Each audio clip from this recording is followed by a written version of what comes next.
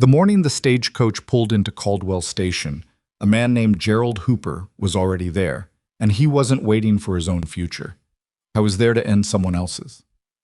Hooper stood at the edge of the platform with his thumbs hooked into his belt, watching the coach slow to a stop with the particular patience of a man who had already decided how the day would go.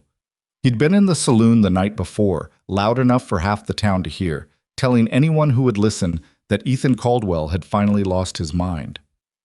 Ordered himself a bride out of a newspaper like she's a sack of flour, Hooper said, drawing laughter from men who didn't know Ethan well and silence from the ones who did. Man so desperate he'd take anything that steps off that stage. What happened next, nobody in Clearwater Crossing expected. When the coach door swung open and Clara Whitmore stepped down, followed immediately by not one but two young men carrying their bags. Hooper's laughter came first, loud and mean, the kind built to carry. He pointed right at Ethan and said, in front of the postmaster, the feed store owner, and a woman holding her child's hand, "You ordered a wife and got a whole family of strays. You going to feed them too, Caldwell, or you sending them back?" The crowd didn't laugh this time. They watched. That was the moment.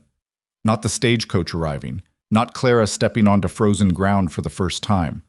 The moment was Ethan Caldwell standing in the cold with every eye in town on him, and a decision that would reshape the rest of his life sitting right in front of him. If it were you standing there, what would you do? Before we go further, if stories like this one speak to you, the kind that dig into real people facing impossible choices, please take a moment to subscribe to this channel and hit that like button. Leave a comment telling us what city or country you're watching from. It means the world to us to see how far these stories travel. Now let's go back to that frozen platform in Montana, 1878, and find out exactly who Ethan Caldwell was before Clara Whitmore changed everything about him. Ethan had driven the wagon into Clearwater Crossing before dawn. Not because the stagecoach was scheduled early. It wasn't. It wasn't due until 10:30, and he knew that. He'd been awake since 3 in the morning, regardless, lying on his back in the dark with the kind of stillness that isn't restful. The cabin had a way of making itself known at night. Every creak of the wood, every draft through the gap above the window he kept meaning to fix, every sound the horses made out in the barn, all of it pressed in on him in the dark hours, not frightening, just present, just there. The way silence gets loud when you've been living in it long enough. He'd gotten up, dressed without lighting the lamp, and stood in the kitchen for a long moment looking at the single chair pulled up to the table. There was a second chair. Had been one since he built the table 3 winters back, more out of habit than hope, but nobody had sat in it in 2 years. He'd stopped noticing it until recently. Now he noticed it every morning. He hitched the wagon in the dark and drove the 40 minutes into town with only the sound of the wheels on frozen ground and the horse's breath fogging in the cold air. He arrived so early that the stagecoach station wasn't even unlocked yet. He tied the horse at the rail outside Hadley's general store, which was closed, and sat on the bench in front of it with his coat pulled up and his hat pulled down, and waited. He was not a man who thought much about himself. That was something people who knew him might have said, not as a compliment necessarily, but as a plain observation. Ethan Caldwell worked. That was the center of him. He'd come to the Montana Territory at 22 with a land claim, a mule, and a rifle, and he'd built the Caldwell Ranch through the kind of grinding, relentless labor that doesn't leave room for much reflection. There had been a woman once, Margaret, but that was 7 years ago, and she'd gone back east before the second winter, and he hadn't blamed her. Not entirely. The ranch had been brutal then. He'd been brutal in his own quiet way, too consumed with survival to be present for much else. He was 31 now. The ranch was no longer a claim to be scraped out of the wilderness. It was a real operation, 200 head of cattle, a solid barn, a cabin that kept the wind out, and 40 acres of land that he knew like his own hands.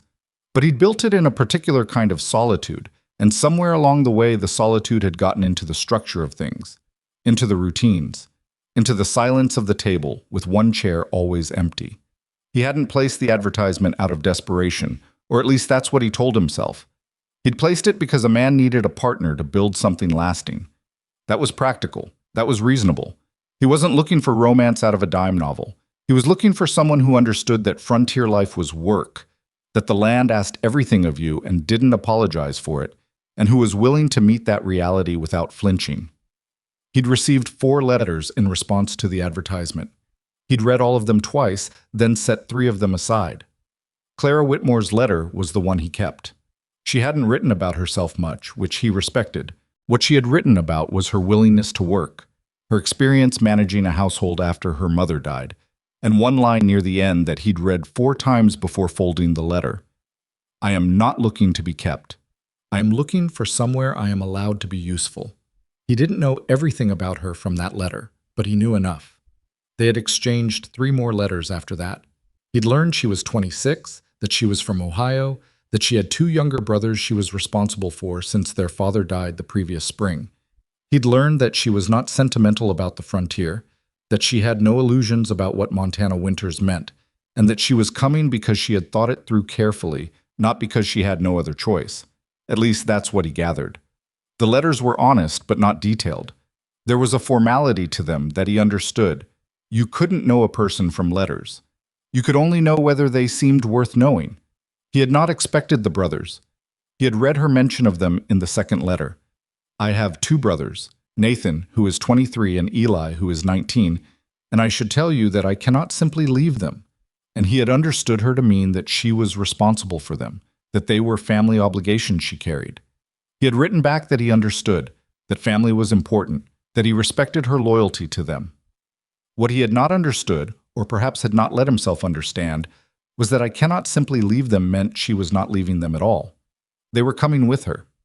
He found this out not from Clara, but from the stagecoach schedule, which he'd checked at the station 3 weeks before her arrival. The station master, a thin man named Delbert, who had worked that post for 15 years and knew everyone's business, had looked at his manifest and said, almost casually, 3 tickets from Denver, Whitmore party.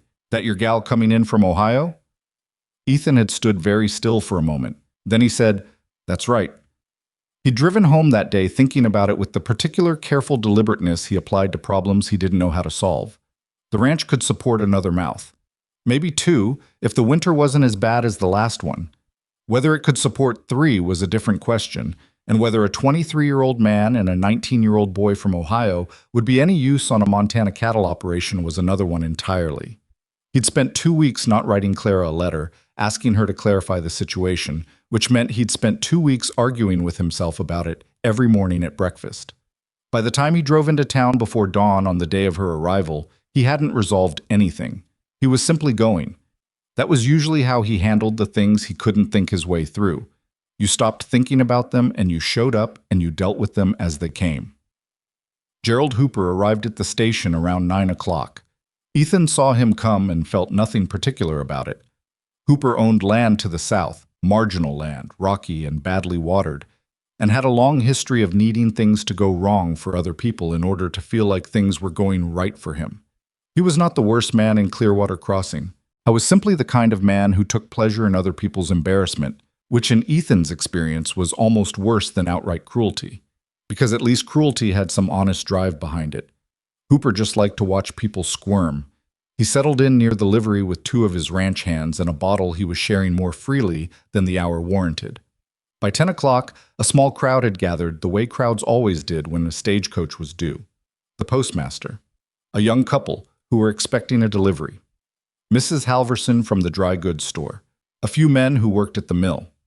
Ethan stood near the platform rail and said nothing to anyone, and they left him alone, which was normal. He was not a man people sought out for conversation. He heard the coach before he saw it. The particular sound of iron wheels and horse hooves on the frozen road was something he'd learned to identify at distance, and he straightened up from the rail and pushed his hat back slightly and waited. The stagecoach came around the bend from the south road and slowed into the station with its usual noise and effort, the driver calling something down to the horses that Ethan couldn't make out. The horses blew and stamped. Delbert came out of the station house with his manifest. The door opened. Clara Whitmore stepped down first. She was not what Ethan had imagined, though he would have struggled to say exactly what he'd imagined. She was shorter than he'd pictured, with dark hair pulled back tightly under a plain hat, and she moved with the careful deliberateness of someone stepping onto ground they hadn't stood on before but intended to stand on firmly. She had a worn traveling bag in one hand, and she held it without apology. She looked at the platform, then at the people on it, and her eyes found him with a speed that caught him off guard. like she'd already known what he looked like, had already located him in her mind before she stepped off the coach, and was now simply confirming. She met his eyes and gave him a small, direct nod. No smile yet, no performance. Then she stepped aside, and Nathan came down behind her. Nathan Whitmore was not a boy.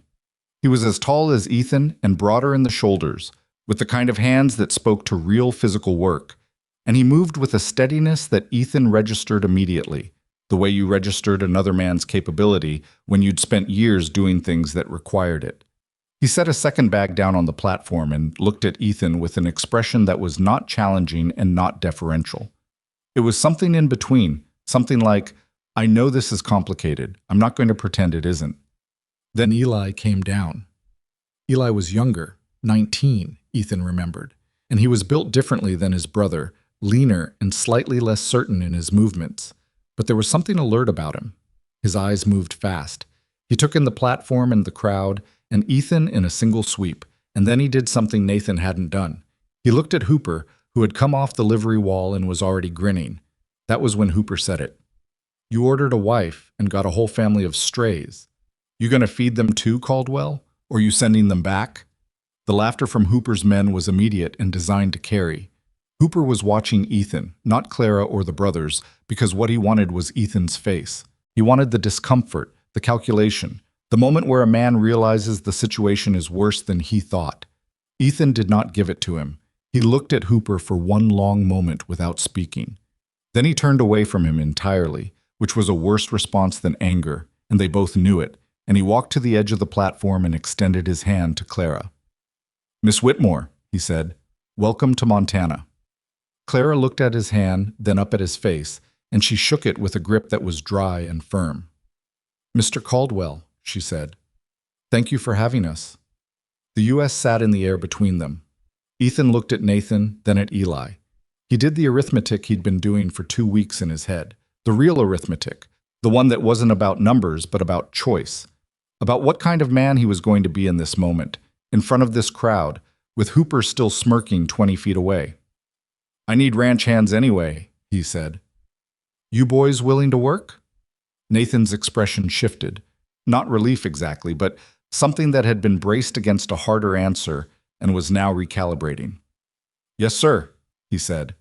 Eli said nothing. He was still looking at Hooper. Ethan picked up the bag Clara had set down and walked it toward his wagon. Clara fell into step beside him without being asked, which he noticed. Behind them, he heard Hooper say something else to his men, something lower that he couldn't catch. He didn't turn around. What happened over the next 40 minutes in front of that station was the beginning of something none of them had words for yet. The crowd dispersed slowly, the way crowds do when the spectacle turns out to be less spectacular than hoped. Delbert checked his manifest. Mrs. Halverson went back to her store. The young couple collected their delivery. Hooper watched Ethan load the Whitmore bags into the wagon, with Clara standing beside it and Nathan and Eli working without being asked, and his expression had changed from amusement to something more calculating. Ethan didn't see it. Clara did. She filed it away in the part of her that had learned, young and the hard way, to watch the people who watched too carefully. The drive to the ranch took 40 minutes on good roads. These were not good roads.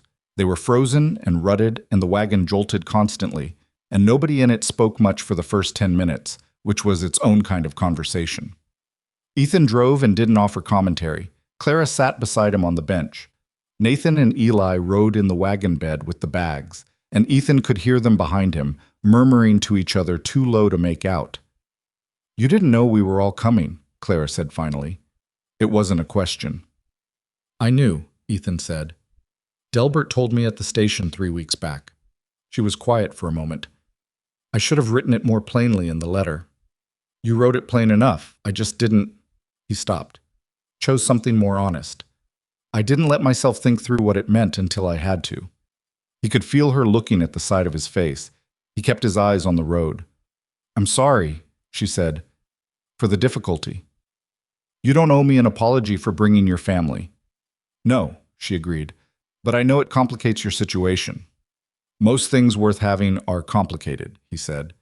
He wasn't sure where that had come from. It didn't sound like something he usually said. The road curved north, and the first long view of the ranch came into sight. The barn, the cabin, the fence lines going out across the snow-covered land. Ethan watched Clara see it for the first time. She went still beside him, not in disappointment, but in the particular stillness of someone absorbing something that is both harder and more real than anything they'd prepared for. "It's a good property," he said, defensive slightly, though he hadn't meant to be. "It is," she said, and she meant it. He could hear that she meant it. "You built this yourself?" "Most of it. Hired help for the barn after the first one collapsed." "What happened to the first one?" "Winter happened," he said. "Snow load. I'd built the roof too flat." She nodded slowly. "You fixed it." "Built a better one." They pulled into the yard and Eli was out of the wagon before it fully stopped, looking at everything with those quick eyes, cataloging. Nathan climbed down more slowly and stood with his hands on his hips, looking at the barn, the fence, the cattle pen to the east. Ethan watched him doing it, the assessment of it, professional and instinctive, and recalibrated something in his own thinking. The boy had looked at a working ranch the way a man who understood working ranches looked at one. Inside the cabin, Clara stood in the center of the single main room and didn't speak. Ethan stood in the doorway and watched her take in the table, the cold hearth, the two chairs, the shelf of provisions, the small window with frost on the inside of the glass. It was spare. He knew it was spare. He'd stopped seeing it, the way you stop seeing the things you live inside of. "There are 2 more rooms," he said. "Small ones. They were meant for—" He stopped. "They're empty. You and your brothers can take them. I'll stay in the barn until we've sorted out the arrangement." Clara turned to look at him. Something crossed her face that he couldn't read immediately. "You'll freeze in the barn. I've slept in the barn before. Mr. Caldwell." She said it in a way that wasn't quite scolding and wasn't quite amused. "You don't need to sleep in the barn. This is your house." It was a simple thing to say, but it landed in a particular way, in the particular silence of the empty cabin, and he found he didn't have an easy answer for it. Nathan appeared in the doorway behind him with a bag on each shoulder. "Where do you want these?" he asked. "East rooms," Ethan said. He stepped aside to let him through and then looked at Clara again. She had turned back to the hearth. She crouched down in front of it, looking at the ash grate, and then she looked up at him. "Do you have wood split?" "In the pile out back. Enough for tonight, and then some." "Good," she said. She stood up. "Then I'll start a fire, and you'll show me where the provisions are, and we'll have something warm to eat before the light goes. And tomorrow, we can figure out the rest." It was not the greeting he'd imagined in any of his imaginings. There was no ceremony to it, no romance, no moment where everything crystallized into something neat. There was just a cold room, a woman crouching at a hearth, and the sound of her brothers settling into rooms that had been empty for years. But there was something in it too, something he recognized without knowing the name for it, the way a place feels different when it's no longer empty. Outside, the wind had picked up off the northern range. The temperature was dropping into territory that meant business, the kind of cold that got into wood joints and froze water lines and reminded you that Montana did not particularly care whether you survived it. Ethan stood at the cabin door for a long moment after Clara disappeared into the back to find Nathan and Eli, and he looked out at his land. He'd stood in that doorway hundreds of times, looking out at the same view, the same fence lines, the same sky going dark, at the same pace every evening. It felt different tonight. He couldn't have said exactly why. Maybe it was the voices coming from the back of the cabin.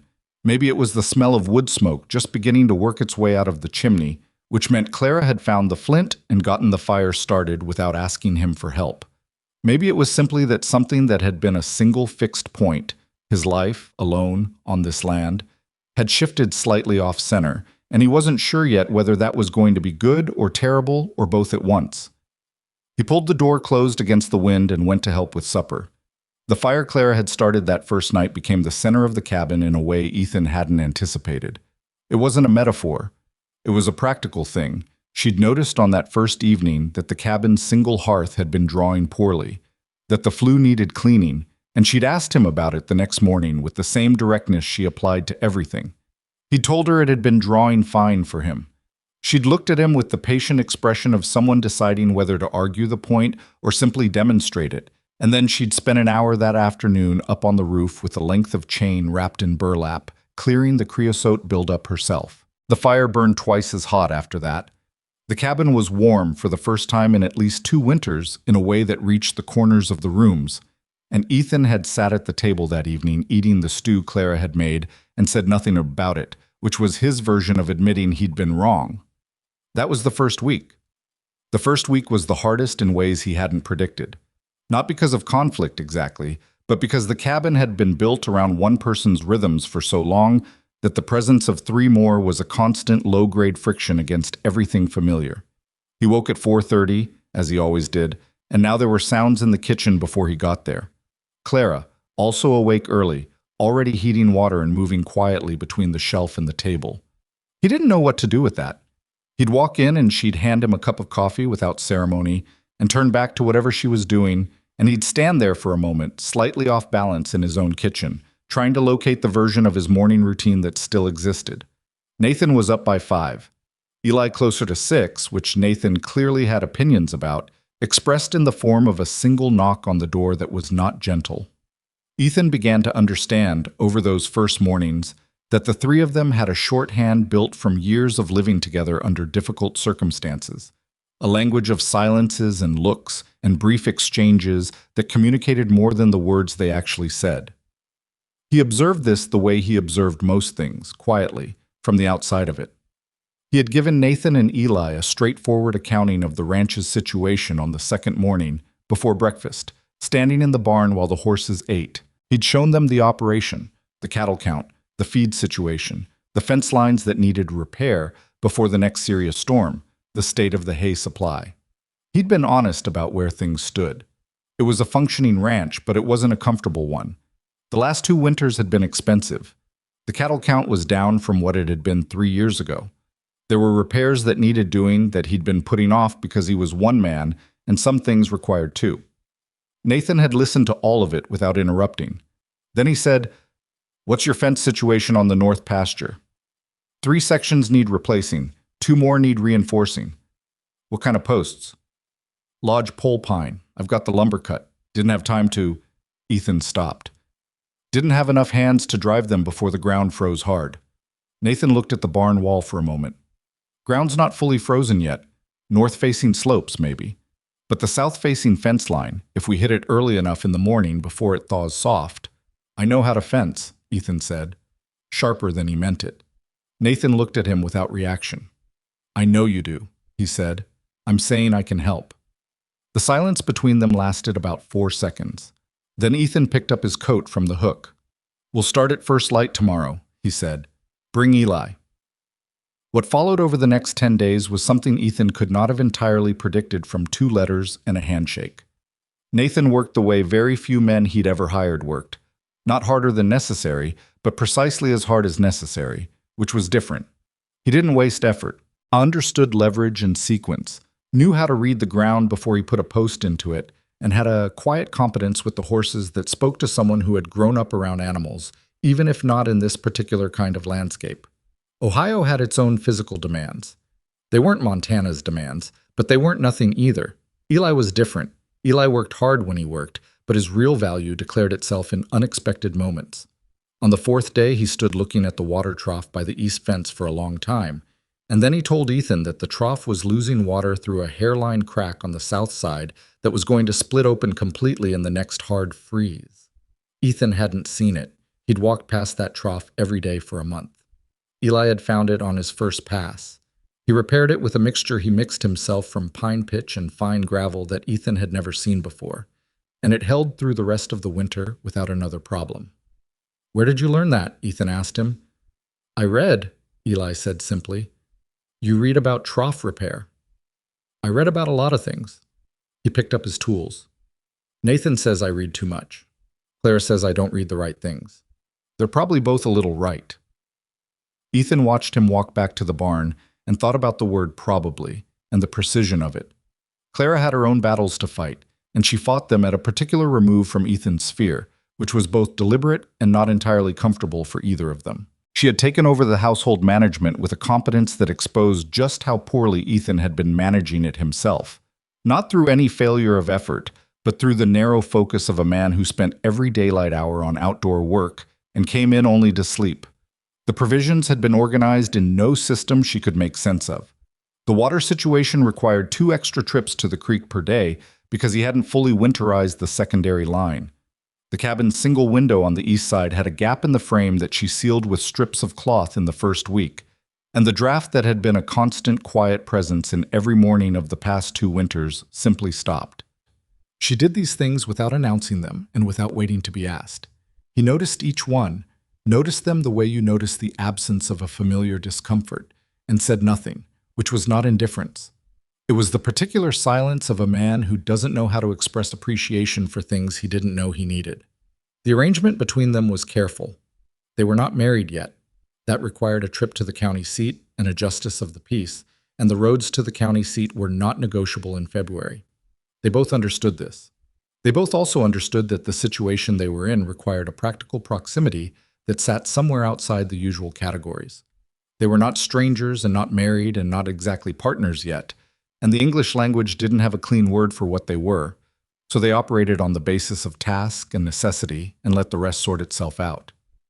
There were moments when the careful distance collapsed slightly. The first time was on the 8th night, when the temperature dropped to something that made the cabin walls pop and the horses in the barn restless enough that Ethan got up at 2 in the morning to check on them. He pulled his coat over his long underwear and went out into the dark and the cold that hit him like a physical thing, and when he came back inside, Clara was sitting at the table in the dark with a blanket around her shoulders, awake. "They all right?" she asked. "Fine." Bess was worked up over something, probably coyotes on the North Ridge. She nodded and didn't move to go back to her room. He sat down in the other chair because it seemed rude not to, and for a little while they sat in the dark in the warmth of the banked fire without speaking. It was the most comfortable silence he'd experienced in years, which unsettled him somewhat, because comfortable silences were the ones that led to things. "You're not sleeping," he said finally. "Not well. I'm not used to the wind here. Ohio wind sounds different." She paused. "Montana wind sounds like it means something, like it's making a specific point." "What point?" She considered this. "That it doesn't care about you in particular, which is either terrifying or freeing, depending on the night." He looked at her. In the dark, with the firelight just starting to catch from the banked coals, her face was difficult to read, which was not unusual. Clara Whitmore's face was generally difficult to read, which he'd noticed and which he found less irritating than he might have expected. Most people wore their thoughts too close to the surface. She carried hers at a distance that felt deliberate. "Which is it tonight?" he asked. "Ask me in the spring," she said. "I'll have a better answer by then." That was the 2nd week. The 3rd week was when Gerald Hooper started making his presence felt beyond that first morning at the station. It came first through Delbert, who mentioned to Ethan when he came in for supplies that Hooper had been talking to some of the other landowners. The Prentice brothers to the east and old Waylon Fitch, who controlled the water access on the southern approach to the valley. He wasn't saying anything outright, Delbert told him. Just talking, just planting things. The kind of remarks that didn't commit to anything but left a particular flavor in the air. A struggling rancher who couldn't even manage his own affairs had imported a whole family of outsiders from back east. And what did that say about the man's judgment? What did that say about his long-term viability as a neighbor? Ethan drove home from that supply run thinking about Hooper's face on the station platform. The calculation in it, the way it had shifted from amusement to something else when he'd loaded the Whitmore bags into the wagon. He'd been doing something, in that moment. Not just humiliating Ethan, measuring him. He told Clara that evening because he'd discovered over the previous 3 weeks that Clara had a way of looking at problems from angles he didn't see, and that withholding information from her because it was uncomfortable was counterproductive. She listened to all of it without interrupting, which was her way, her hands wrapped around a coffee cup at the table. "What does Hooper want?" she asked when he finished. "He wants the Prentice water access. The creek that runs through the south pasture said it feeds 3 ranches, but the Prentice brothers hold the primary claim. Hooper's been trying to buy them out for 2 years. And you're in the middle. My land sits between Hooper's property and the Prentice water. If he can make the case that I'm not a reliable neighbor, that the ranch is mismanaged, that I'm some kind of liability." He stopped. "He can push for a water authority review. The county would send somebody out. If they determine the current distribution is inefficient, they can reallocate." Clara was quiet for a moment. "He doesn't need to beat you outright. she said slowly. He just needs to make you look unstable long enough for an official to agree with him. That's about the size of it. She set down her coffee cup. Then we need to make sure there's nothing for an official to see. The ranch is in good order. The ranch is in better order than it was 4 weeks ago, she said, and didn't apologize for the accuracy of that. And it'll be in better order still in 4 weeks, but that's not what I mean. She looked at him directly. You need to be visible in town, not just when you're picking up supplies. You need to be the kind of neighbor that people can point to and say, he's solid, he's building something, he belongs here. Ethan looked at the table. I'm not good at that. I know, she said, but you don't have to be good at it. You just have to show up. Nathan and Eli took to the land in different ways that became more apparent as the weeks went on. Nathan's relationship to the work was physical and direct. He learned the cattle, learned their patterns, their individual temperaments, which ones were likely to drift toward the fence in a storm and which ones stayed put. He had a way with the animals that came from patience rather than force, and the cattle that had given Ethan trouble for years.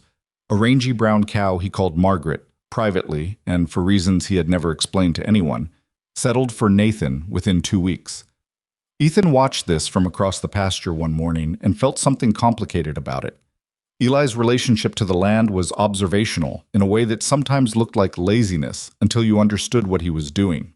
He walked the property systematically, section by section, in a way that Nathan teased him about and Clara understood immediately. He was cataloging it, making a map of it in his head, not just of the physical features but of the patterns, where the water ran slow in a thaw, where the frost came earliest, which slopes would be accessible in deep snow and which wouldn't. He started keeping notes in a ledger he'd brought from Ohio, small, tight handwriting that Ethan never read, but which Eli occasionally consulted when they were planning work, and which was, without anyone making a formal statement about it, increasingly accurate. It was Eli who first noticed the fence cut.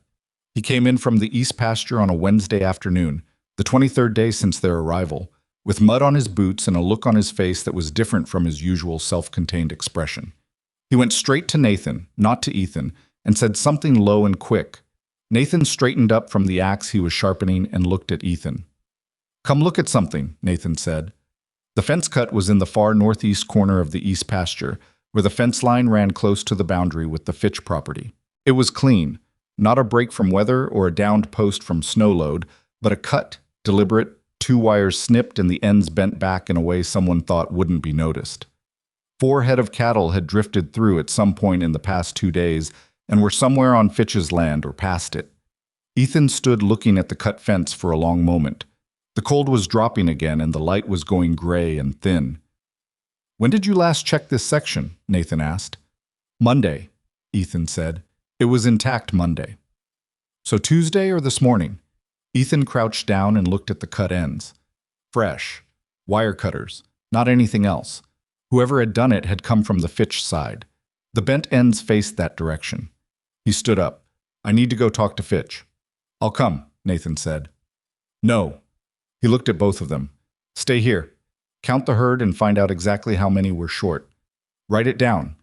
He looked at Eli when he said the last part. Eli nodded. He found Waylon Fitch at his own ranch house and had a conversation that was civil on the surface and completely dishonest beneath it, which Ethan understood from the first 30 seconds. Fitch was 70 years old and had been in the territory since before the railroads, and he had a way of saying nothing in many words that suggested he had been practicing the skill his whole life. He expressed surprise about the fence cut. He offered to have his men look for the drifted cattle. He said nothing about Hooper. Ethan rode home in the dark with the particular cold clarity that came from understanding a situation exactly and having very limited good options for dealing with it. Clara was awake at the table when he came in. Nathan and Eli were both there too, which meant it was more serious than it had looked. Eli pushed a piece of paper across the table. His small, tight handwriting, dates, fence sections inspected, cattle count, the estimated drift direction from the cut based on the wind the previous 2 nights. Ethan looked at it. You've been doing this since we got here. Since the 2nd week, Eli said. Nathan thought I was wasting time. Nathan said nothing, which was its own admission. 4 head, Ethan said. 4 head, Eli confirmed. All from the Northeast group. There's a note at the bottom. Based on where the wind was pushing, they're probably on the Fitch south slope or past it toward the Prentice land. If they're on the Prentice land, you'd need to go through Fitch to get them back, which means Fitch controls whether I recover my own cattle, Ethan said. The table was quiet. Clara said, "What happens if you don't get them back before the county seat reviews the water allocation?" Ethan understood the question. A ranch that was losing cattle, that had fence cuts on its boundary, that couldn't maintain its own herd integrity. That was exactly the picture Hooper needed someone official to see. It wasn't just 4 cattle. It was what 4 cattle could be made to mean in the right conversation. "We go to town Saturday," Ethan said. "All of us." Clara looked at him. "You said I need to be visible," he said. "I'm not good at it, but you are." She held his gaze for a moment. Something moved through her expression. Not surprise exactly, but a recognition of something, an acknowledgement. "All right," she said. Saturday came in cold and clear, the kind of winter day that looked beautiful and bit hard. Ethan drove the wagon in with Clara beside him and Nathan and Eli in the back, and they went to the dry goods store first, which was always busy on Saturdays. And Clara bought what they needed and talked to Mrs. Halverson for 20 minutes about her provision system in a way that somehow became a conversation about the ranch and its production and Ethan's plans for the spring. He stood nearby and let it happen, adding what was needed when Clara's eyes went to him briefly in a way that meant your turn. And after it was done, he understood what she'd been doing, building a public record of a functioning ranch. Not boasting, just being real, specific, and ordinary in front of people who would remember it. They saw Hooper twice. Once outside the feed store, where he acknowledged Ethan with the minimal nod of a man who is deciding his strategy. Once near the saloon, where he was talking to a man Ethan didn't recognize, a man in a coat that was too clean for ranch work, with a leather satchel over his shoulder that was the kind of bag county officials carried. Clara saw it too. She saw it a half-second before Ethan did. She didn't react. She continued the conversation she was having with the feed store owner's wife, as if she hadn't seen anything, but Ethan noticed, on the walk back to the wagon, that her hand had found the sleeve of his coat, and her grip on it was slightly tighter than it had been a minute before. "Who was that man?" she said quietly, when they were out of earshot. "I don't know." "Find out," she said, "before Monday." He found out by Sunday.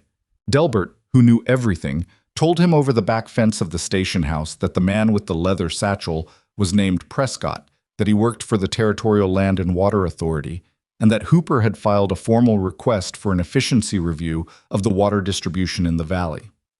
The review had been granted. Prescott was scheduled to conduct interviews and site inspections starting the following Thursday. 6 days. Ethan sat in the wagon outside the station and looked at the sky for a long moment before he drove home. Inside him, something that had been a slow burn of low-level worry for 3 weeks became something sharper and colder. The ranch, the water rights, the cattle he hadn't recovered yet, all of it was suddenly on a shorter timeline than he'd thought. And the Whitmore family, who'd arrived less than a month ago with worn bags and uncertain footing, was now tied to everything he might lose. He didn't say anything on the drive home. He was still thinking. Clara sat beside him and didn't press him, which he was grateful for. And when they pulled into the yard, Nathan and Eli jumped down and headed for the barn automatically, and Ethan sat on the wagon bench for an extra minute after everyone else had gone inside. The land was still. The cattle were in the south pasture, what remained of them. The wind off the northern range was light today, unusually so. He thought about what he was going to do.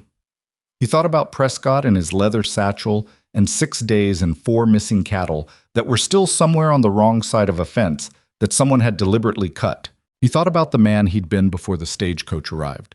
One person alone in a cabin with a table that had 2 chairs and no one sitting in the second one.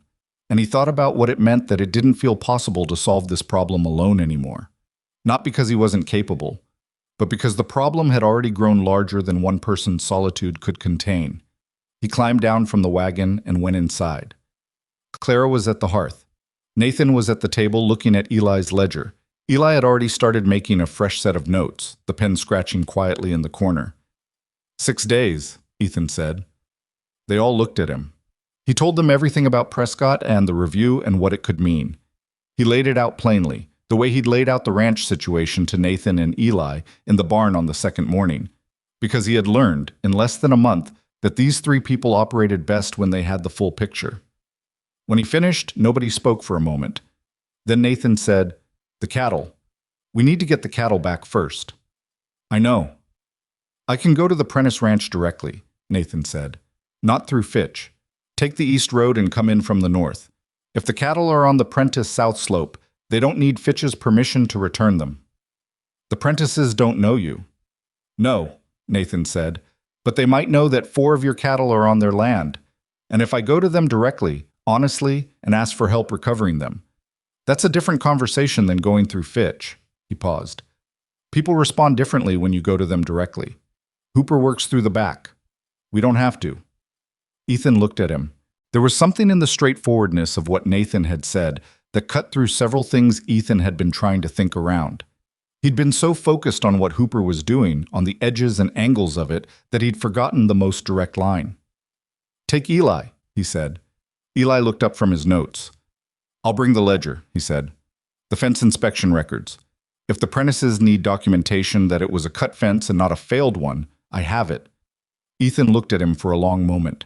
19 years old, with a ledger full of notes he'd been keeping since the second week, for reasons he hadn't explained because nobody had asked, and he'd simply kept going. "Yeah," Ethan said. "Bring it." Clara had been listening to all of this from the hearth. She turned around now and looked at Ethan. "Prescott will want to inspect the property," she said. "He'll want to see the house, the operation, the fence lines. He'll form an impression before he talks to Hooper, or alongside it." "I know." "Let me think about that part," she said. Not as a request, as a statement of what she was going to do. He had learned by this point that when Clara said, "Let me think about something," she had usually already started. That night, after Nathan and Eli had gone to their rooms and the fire had burned low, Ethan sat at the table alone for a while the way he used to before any of this started. But it was a different kind of alone now. The cabin was warm all the way to the corners. There were voices that would come back in the morning. There were problems that were larger than he could solve by himself, which was frightening. But there was also something he hadn't had in longer than he could accurately remember, people who were trying to solve them with him. He sat with that for a while. It was not comfortable exactly. It was better than comfortable. It was real in a way that the careful solitude of the past 2 years had stopped being, and he recognized it as the thing you lose so slowly. You don't notice. It's gone, until something forces you to look at the empty chair and understand what empty actually means. He went to bed. He slept without waking until 4:30, which was the first time in 3 weeks. Outside, the wind off the northern range had picked up again by midnight, moving south across the open land. It carried the particular edge that people who had lived in this territory for more than one winter recognized, a specific sharpness in it that meant something was building out to the north. Not tonight. Not tomorrow, maybe. But soon. The land, as always, was making its own plans. Nathan and Eli left for the Prentice Ranch before first light on Monday morning. Ethan watched them go from the barn doorway with a coffee cup in his hand, and the particular feeling of a man who has delegated something important for the first time in years and is not entirely certain he's done it right. Nathan had the East Road mapped in his head from Eli's notes. Eli had the ledger under his arm, wrapped in oilcloth against the cold, and he'd added 3 pages to it the night before. A precise written account of the fence inspection records, the dates, the condition of each section, and a diagram of the cut with measurements and the orientation of the bent wire ends. Ethan had looked at it before they left and said nothing, which was, by now, the version of approval that Eli had learned to recognize. The morning after they left was quiet in a way that pressed differently than the old quiet. There were still 2 people in the cabin. Clara was at the hearth, and the fire was going, and the coffee was hot, and none of that was nothing. But Nathan's absence took something out of the physical weight of the place. He was big enough, steady enough, that the rooms felt slightly different without him. Ethan did not have the luxury of thinking about it for long. Clara had spent Sunday evening doing what she'd said she would do, which was think about Prescott. She told him what she'd concluded over breakfast, her hands around her cup, speaking in the measured way she had when she'd worked something through entirely before presenting it. "He's a territorial official doing a review," she said. "His job is to determine whether the water distribution in this valley is efficient. That means he's looking for evidence of waste, mismanagement, or instability. Hooper has told him a story about this ranch. Probably several stories. Prescott will come here with that story already in his head, and everything he sees will either confirm it or contradict it. So we make sure he sees things that contradict it. It's more than that. She set the cup down. People who come with a story already formed don't abandon it because you show them something that doesn't fit. They find a way to make the thing that doesn't fit fit. You have to give him a different story first, before he looks at anything. The story has to be in place before the inspection. Ethan looked at her. How? You go to him, she said. Today, before Thursday. You find out where he's staying in town and you go to him and you introduce yourself and you invite him to the ranch. On your terms, on your timeline. Not when he shows up unannounced because Hooper has set the schedule. He thought about this. It went against his instincts, which ran towards sitting tight and letting things come to him. If I go to him, it looks like I'm worried. If you don't go to him, Clara said, he spends the next 3 days hearing only Hooper's version. Going to him doesn't look worried.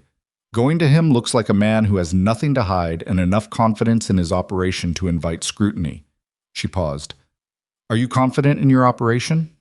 Yes? Then act like it. He drove into Clearwater Crossing that morning and found Prescott at the boarding house on the north end of the main street, where Ethan had guessed he'd be. It was the only establishment in town that had a room suitable for someone traveling on official business. He asked for him at the front desk and waited in the small sitting room while the landlady went upstairs, and he sat there in his coat and hat with his hands on his knees and reminded himself that he was not a man who was worried. He was a man who had nothing to hide. Prescott came downstairs 5 minutes later. He was younger than Ethan expected, mid-30s, with the kind of careful politeness that came from working for territorial government, the habit of making every party feel they were being treated fairly before you did what you'd decided to do before you got there. He had the leather satchel and a notebook in his hand. Mr. Caldwell, he said, I was planning to reach out to you this week. I thought I'd save you the trouble, Ethan said. He stood and shook the man's hand and looked him in the eye. I understand you're conducting a review of the Valley water situation. I wanted to introduce myself and tell you that you're welcome at the Caldwell Ranch anytime. I'd prefer Thursday morning, if that works. We can walk the property and I can show you our water usage, our fence lines, the whole operation. Prescott looked at him for a beat. He'd expected something else. Ethan could see that clearly. Some defensiveness or an attempt to delay. Thursday morning works, he said carefully. Good. Ethan kept it simple. I'll tell you one other thing before Thursday, so you have it. We had a fence cut on the northeast boundary 2 weeks ago. 4 head drifted onto Fitch's land. I have documentation of the cut, dates of inspection, condition records, evidence that it was deliberate. I have men recovering the cattle now. I wanted you to know that before you heard a different version of it from someone else. Prescott's expression didn't change, but something shifted behind his eyes. He wrote something in his notebook. I appreciate you coming to me directly, Mr. Caldwell. That's how I do things, Ethan said, and left. He drove home with the cold air on his face and the feeling, unfamiliar and slightly uncomfortable, of having done something Clara's way and having it work exactly the way she'd said it would. He wasn't sure yet what to do with that, with the experience of trusting someone else's read of a situation over his own and being right to do it. It was like learning that the ground in a section of your own pasture was different from what you'd assumed. Not bad ground, just different, requiring a different approach. He told her when he got back. She listened, nodded once, and said, Good, now we have 3 days. Those 3 days were the hardest working days the ranch had seen since Ethan built the second barn. Clara organized the cabin with the kind of systematic thoroughness that he had stopped finding surprising by now, but still registered. The provisions cataloged and organized, so anyone could see at a glance how they were managed, the records she'd been keeping of household expenditures laid out in clear order, the cabin itself clean and maintained in a way that spoke to people who lived in a place rather than merely survived in it. Ethan worked the fence lines. He repaired the northeast cut himself. New posts, new wire, the whole section replaced rather than patched. And he walked every other section of the property's boundary and found 2 more places that were weakening but hadn't yet failed. He fixed both of them. He worked from 4:30 in the morning until the light went completely, and then he came in and ate and went to bed and did it again. Nathan and Eli returned Tuesday evening with all 4 cattle. They came into the yard just before dark with the cattle moving ahead of them and the horses breathing hard from the pace, and Nathan's expression when he climbed down from the saddle was the closest to something like pride that Ethan had seen on his face. Eli was already reaching under his coat for the ledger. Prentice had them, Nathan said. South slope, right where Eli's estimate put them. We explained the situation, all of it, the cut fence, Hooper, the review. The older Prentice, Daniel, he didn't say much, but he gave us the cattle back without any discussion, and he asked us to tell you something. What? Nathan looked at him. He said, tell Caldwell that Hooper offered to buy us out 6 months ago, and we said no. He said he wanted you to know that. Ethan stood with that for a moment. Daniel Prentice was a man he'd exchanged perhaps 30 words with in 3 years of neighboring. He'd been too isolated, too folded into his own operation to build the kind of relationship with the Prentices that message assumed was possible. But the message was there. Did Eli show him the ledger? Ethan asked. I did, Eli said, appearing from behind the horses. His oilcloth wrapping had a mud stain on it that suggested the east road had been worse than expected. I showed him the inspection records and explained the cut. He read all of it. He asked me where I'd learned to keep records like that. He paused. I told him my father taught me, which isn't entirely true, but it's close enough. Ethan looked at him. He didn't ask about the father. He'd learned in 5 weeks that the Whitmore's father was a subject that existed on the edge of their conversations in a particular way that meant it was present but not available. The way a healed injury is present in how a person moves. Good work, he said, to both of them. Nathan looked slightly startled, which told Ethan something about how rarely those 2 words had been offered to him by anyone outside his own family. He filed that away. Clara had dinner ready when they came in, and for the first time since the first evening, all 4 of them sat at the table at the same time with enough food and enough warmth, and something that resembled the specific ease that comes not from things being good exactly, but from things being less dangerous than they had been. Nathan ate fast, the way physical workers ate. Eli ate slowly and read something at the side of his plate until Clara said his name and he put it away. The conversation was ordinary, the state of the East Road, the condition of the Prentice South fence, whether the cattle would settle back in or take a few days. Ordinary talk, ranch talk. Ethan sat at the head of the table, which was where he always sat, and looked at the 3 of them for a moment when nobody was watching him, and thought that the table had been built for 1 person and was now clearly built for 4, and neither of those things was entirely comfortable, and both of them were entirely true. Wednesday arrived with a change in the sky. It was not dramatic, not yet. It was the subtle change, the kind that people who had been in Montana long enough learned to read the way they read a person's expression, where the quality of the light shifted and the wind moved from its usual direction by just enough to mean something. Ethan noticed it before breakfast. He stood outside the barn with his coffee and looked north, at the line of the mountains. And the mountains had a particular character to them this morning that he recognized. He went inside and told Clara. Storm coming, 3 days, maybe 4. She looked up from the shelf where she was taking inventory. How bad? Can't say yet, but it's not a light one. He poured more coffee. We need to get everything in order before Prescott comes Thursday morning. After that, we're going to be focused on the herd. The rest of Wednesday was a careful, precise operation of preparation. Hay moved into the covered section of the barn. Water lines checked and wrapped. The cattle counted, and the weakest ones brought closer to the barn where they could be monitored. Nathan worked through it without being directed, which Ethan had stopped being surprised by. Eli drafted a revised note in his ledger that was a pre-storm baseline, cattle count, feed supply, fence condition, estimated hay consumption rate per day in a heavy storm. He showed it to Ethan before dinner with the particular expression he had when he wanted something reviewed but didn't know how to ask for it. Ethan read it. He read it twice. Some of the numbers were projections, feed-to-consumption ratios, days of storm survivability based on current supply, and they were careful, reasoned projections, not guesses. Where did you get the storm consumption rates? He asked. I asked Delbert, Eli said, last Saturday when you and Nathan were at the feed store. He's been in this territory longer than anyone. He gave me 5 years of rough estimates based on storms he'd seen. He paused. It's not precise, but it's better than nothing. It's a lot better than nothing, Ethan said. He handed it back. Thursday came clear and cold. Prescott arrived at the Caldwell Ranch at 9 in the morning in a hired wagon with a driver, his leather satchel across his lap, and got down with the careful deliberateness of a man from a warmer climate who had learned to respect Montana footing. Ethan met him at the gate and showed him the property in the order he'd planned. The barn first, which was well organized and stocked, then the cattle, counted and healthy in the south pasture, then the fence lines, including the repaired northeast section with the full documentation Eli had prepared laid out on the fence rail. Dates, conditions, clear evidence of a deliberate cut. Prescott read through all of it without comment. He asked questions that were careful and specific, the questions of a man doing his job properly rather than a man looking for a specific answer. Clara had coffee and food ready at the cabin when they came inside, and she was present for that part of the inspection. Not formally, not as a performance, but simply as someone who lived there, who clearly managed the household, who answered Prescott's questions about provisions and supply management with the same direct specificity she brought to everything. She showed him her records without being asked.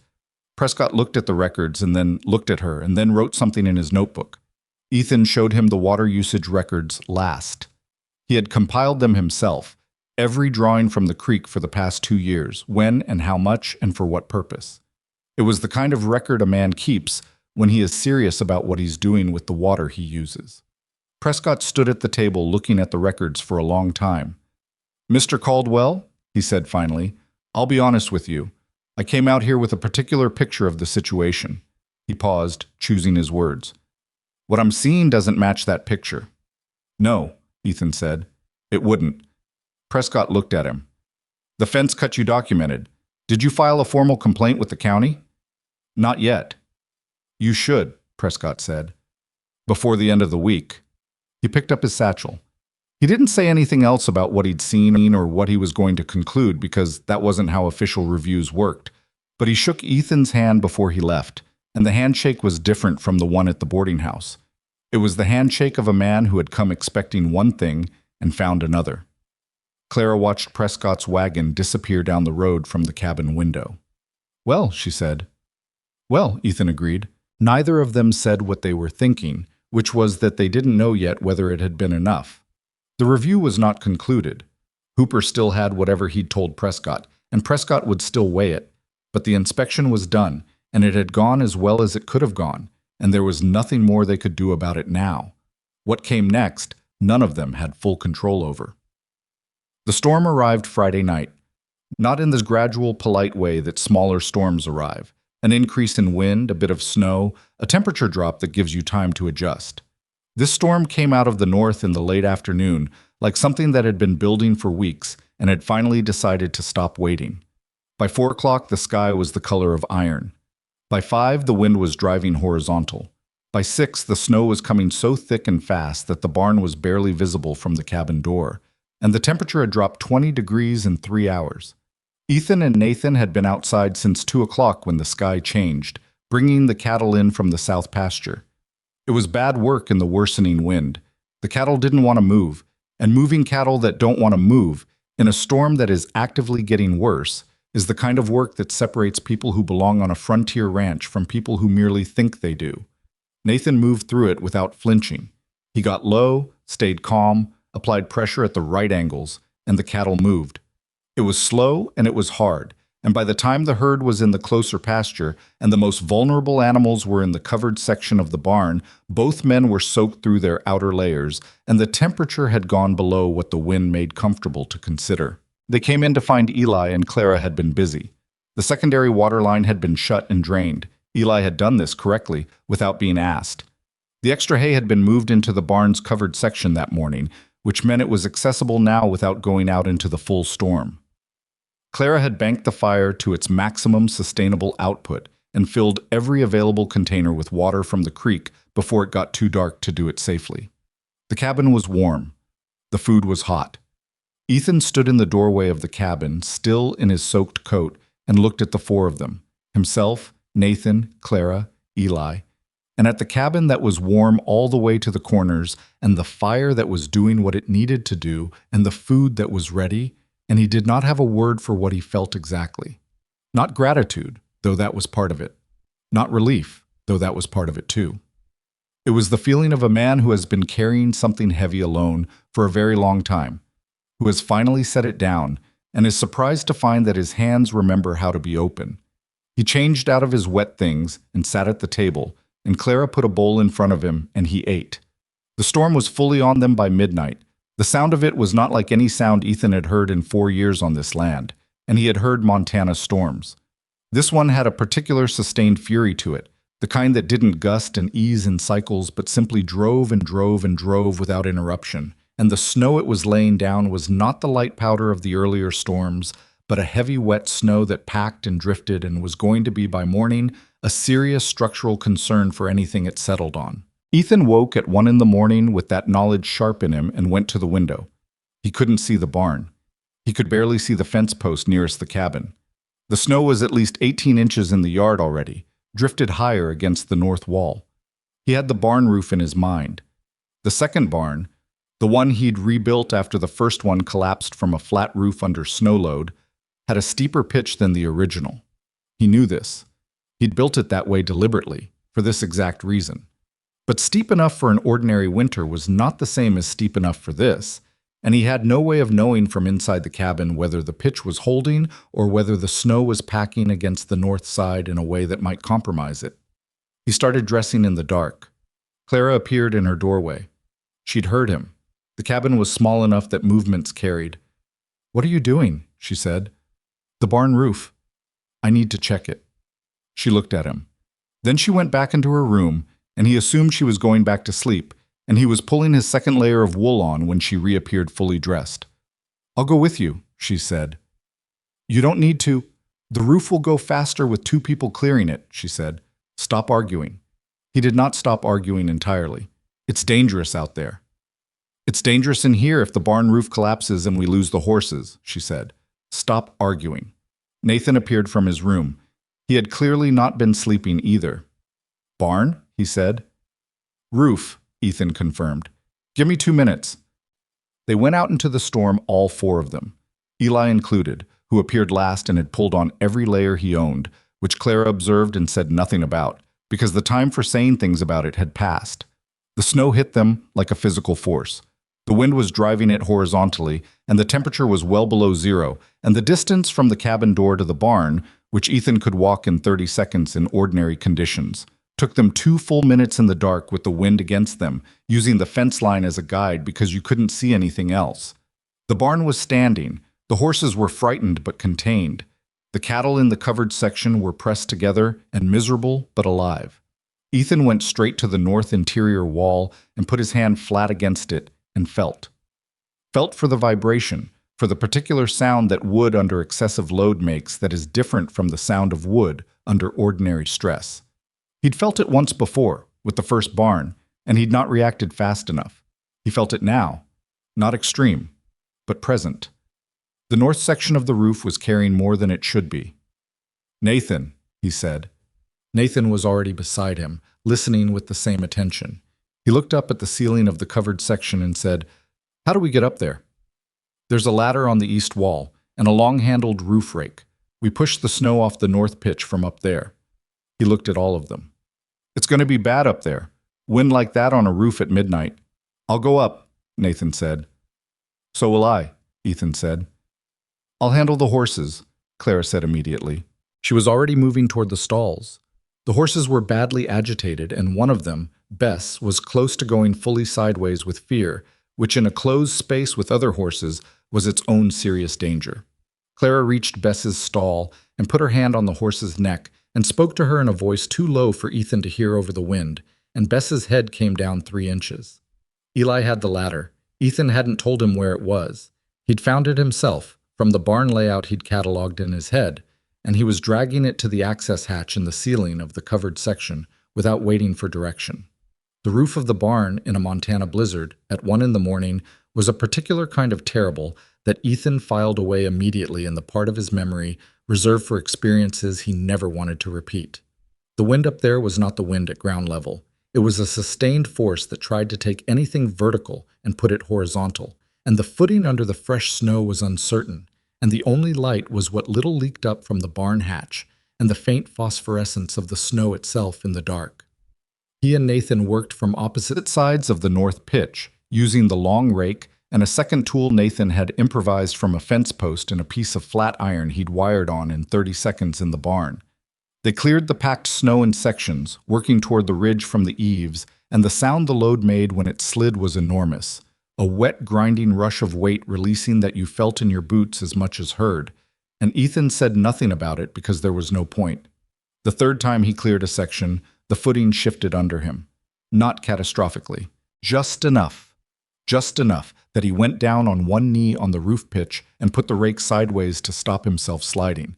And for 2 seconds he was looking down at the snow-covered yard from a height and angle that clarified things considerably. Nathan's hand closed on his coat collar from above. Not hard. It didn't need to be hard. Just a point of contact, a counterweight, enough that Ethan found his footing again and came back up to the ridge. They looked at each other in the dark and the wind. Neither of them said anything. They cleared the rest of the north pitch in 40 minutes. When they came back down through the hatch, Ethan's hands were not working correctly, and Nathan's face was red from the cold in a way that would hurt later when it thawed. Eli handed them both a length of dry cloth without comment. Clara was still with Bess in the stall, and Bess was still down, head lowered, breathing steady. "She's all right," Clara said without turning around. She just needed someone to stay with her. The four of them stayed in the barn for another 2 hours, not because it was necessary after that, but because going back out into the storm to reach the cabin felt inadvisable until the wind shifted slightly. They huddled in the covered section with the cattle and the horses and a single lantern, and the storm raged outside with the particular indifference to human plans that storms in this territory specialized in. Ethan sat on a hay bale with his back against the wall and looked at the other three. Nathan had gone to sleep sitting up within 15 minutes, which was a skill Ethan had observed before in men who did hard physical work and could drop off and come back like turning a switch. Eli was awake, writing in the ledger by lantern light. He was noting the storm conditions, Ethan realized, the date and time and wind direction and snow accumulation estimate, because that was simply what Eli did with every piece of information he encountered. He turned it into a record. Clara was awake too, still in Bess's stall, though the horse was settled. She was sitting on the straw with her back against the stall wall, and she was looking at something in the middle distance with the expression she had when she was thinking through something she hadn't finished yet. Ethan looked at her. He had been looking at her in the way you look at someone when you're not performing the act of looking, for 5.5 weeks.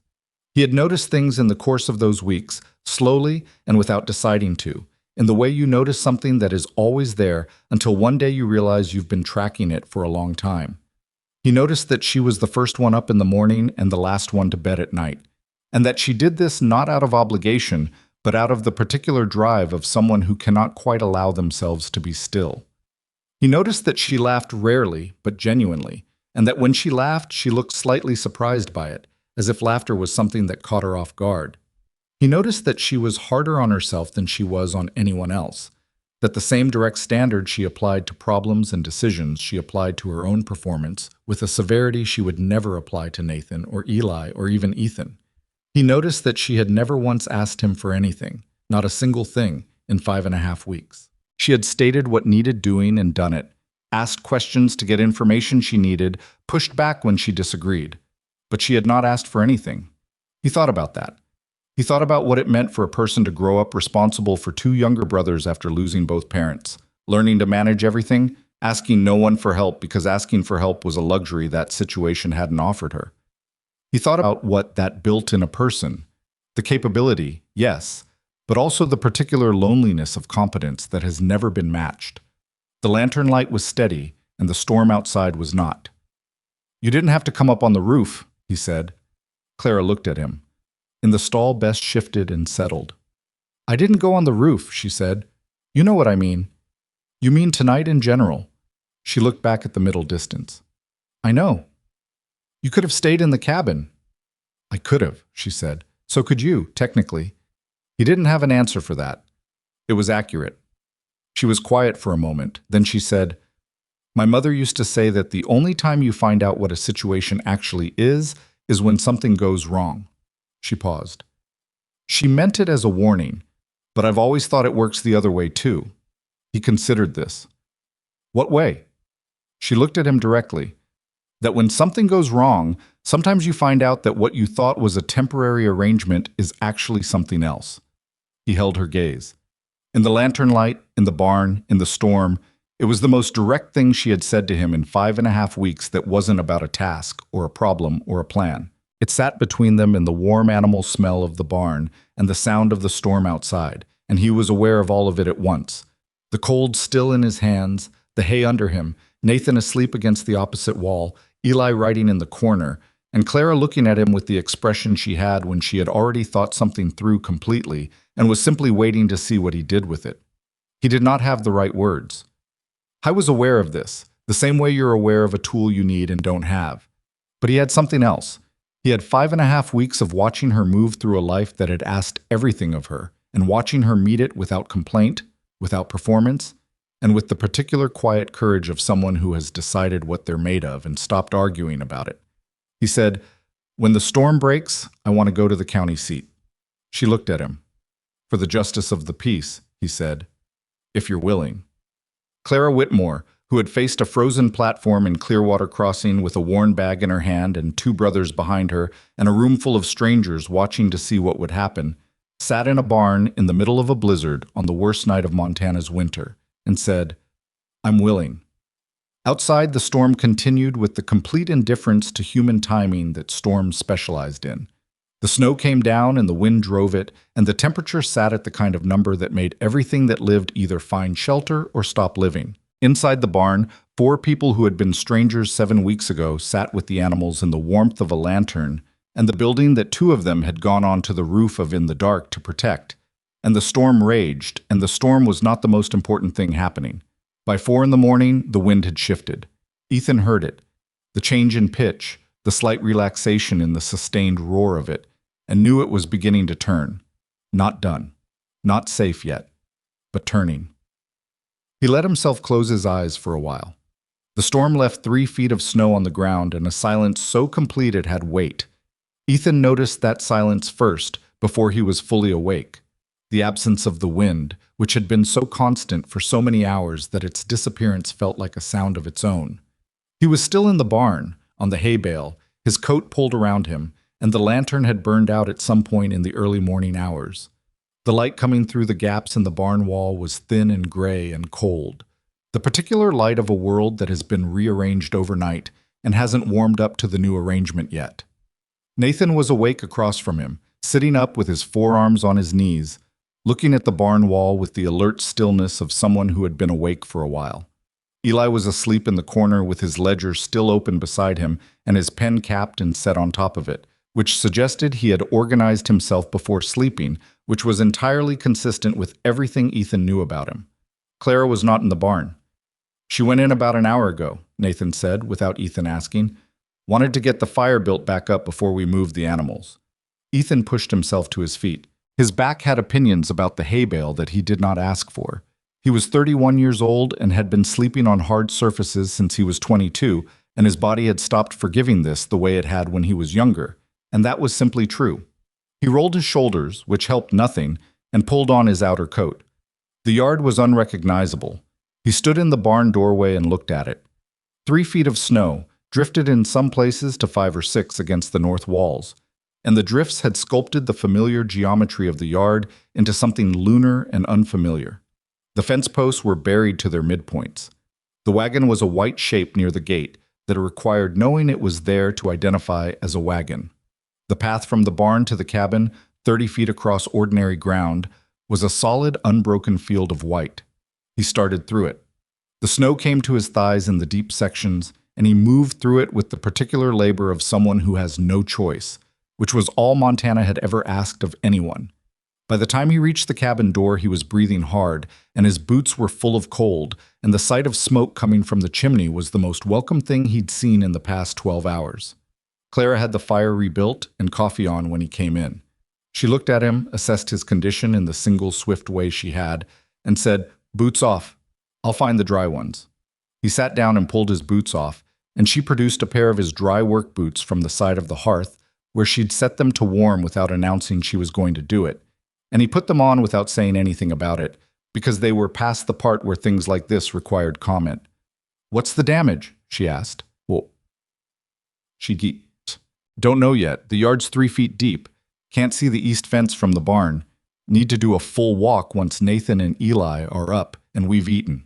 He wrapped his hands around the coffee cup. "The barn held. Horses are all right. The herd in the covered section made it through. The South pasture cattle? That's what I need to find out."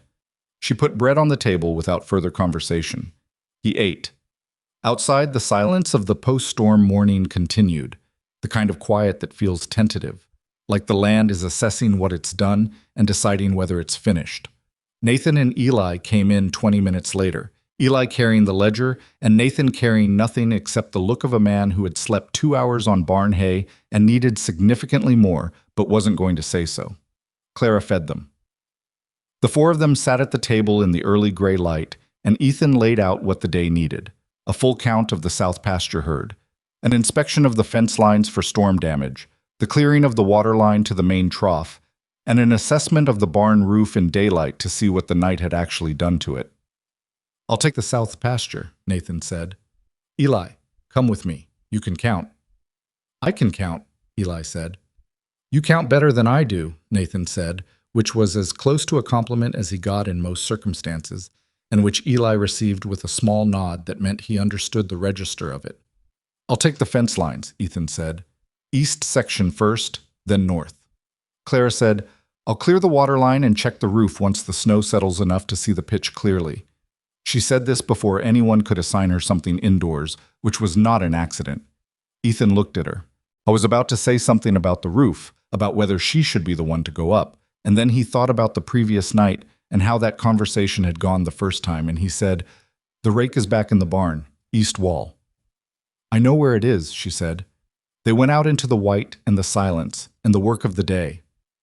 After a serious storm began, the South pasture count took Nathan and Eli 3 hours.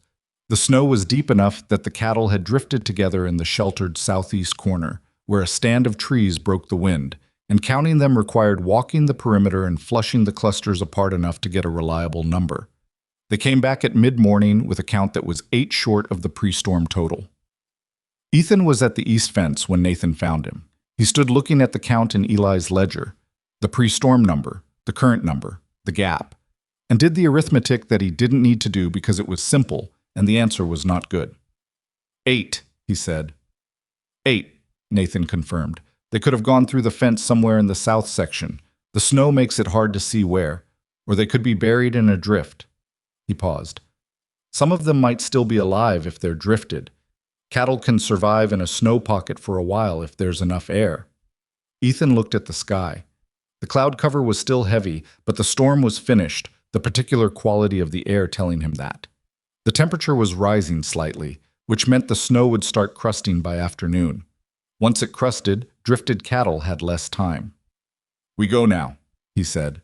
What followed was the hardest physical work any of them had done since arriving on the ranch, and for Nathan and Eli, it was the hardest physical work they'd done in their lives up to that point, though neither of them said so. Searching for cattle in post-storm snow drifts is not work that has any elegance to it. It's probing and digging and listening, moving through terrain that doesn't hold your weight consistently, going down to your knee in one step and barely sinking in the next. And the cold that had been dangerous the night before was still serious enough to matter even in the gray daylight.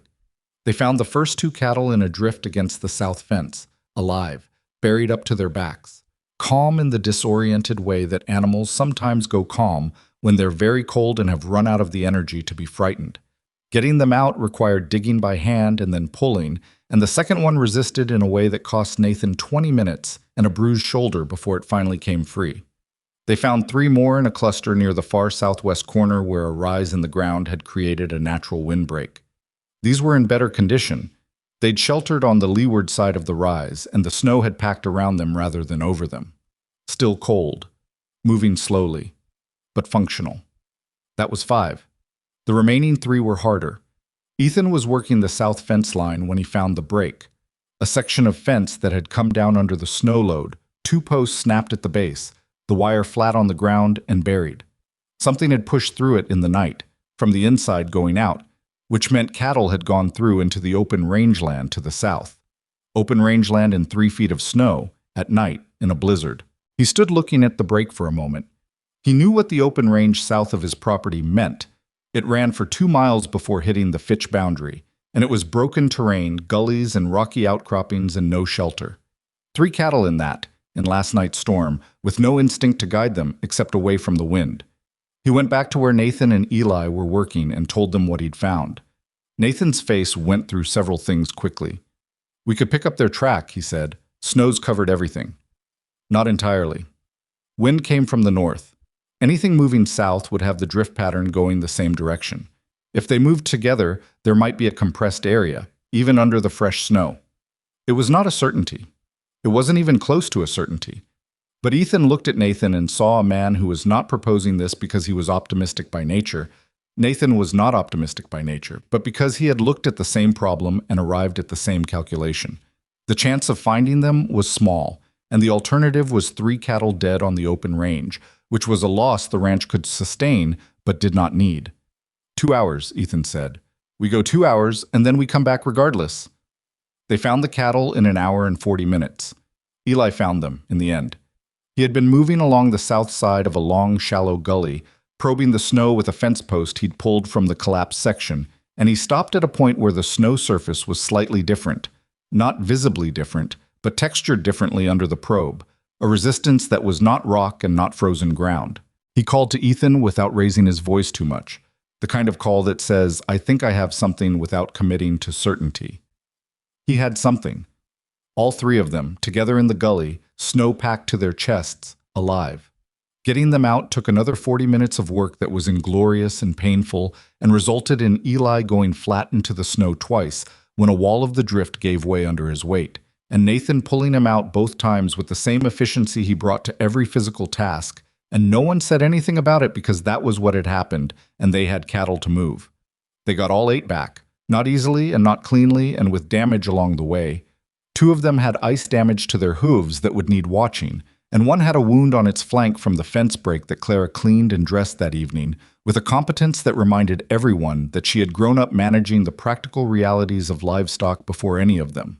But all 8 were alive and back in the south pasture, and the count in Eli's ledger was accurate again. Ethan came in that evening with mud and snow to his waist, and sat in the chair by the fire, and did not move for several minutes. Clara sat across from him. She looked at him with the expression she had when she was assessing something she'd already mostly assessed. "The fence break," she said. "South section. 2 posts snapped. We'll need to replace them before the next storm." "I know." "Nathan can—" "I know," he said again, but not sharply. Just tired. The kind of tired that sits in the joints.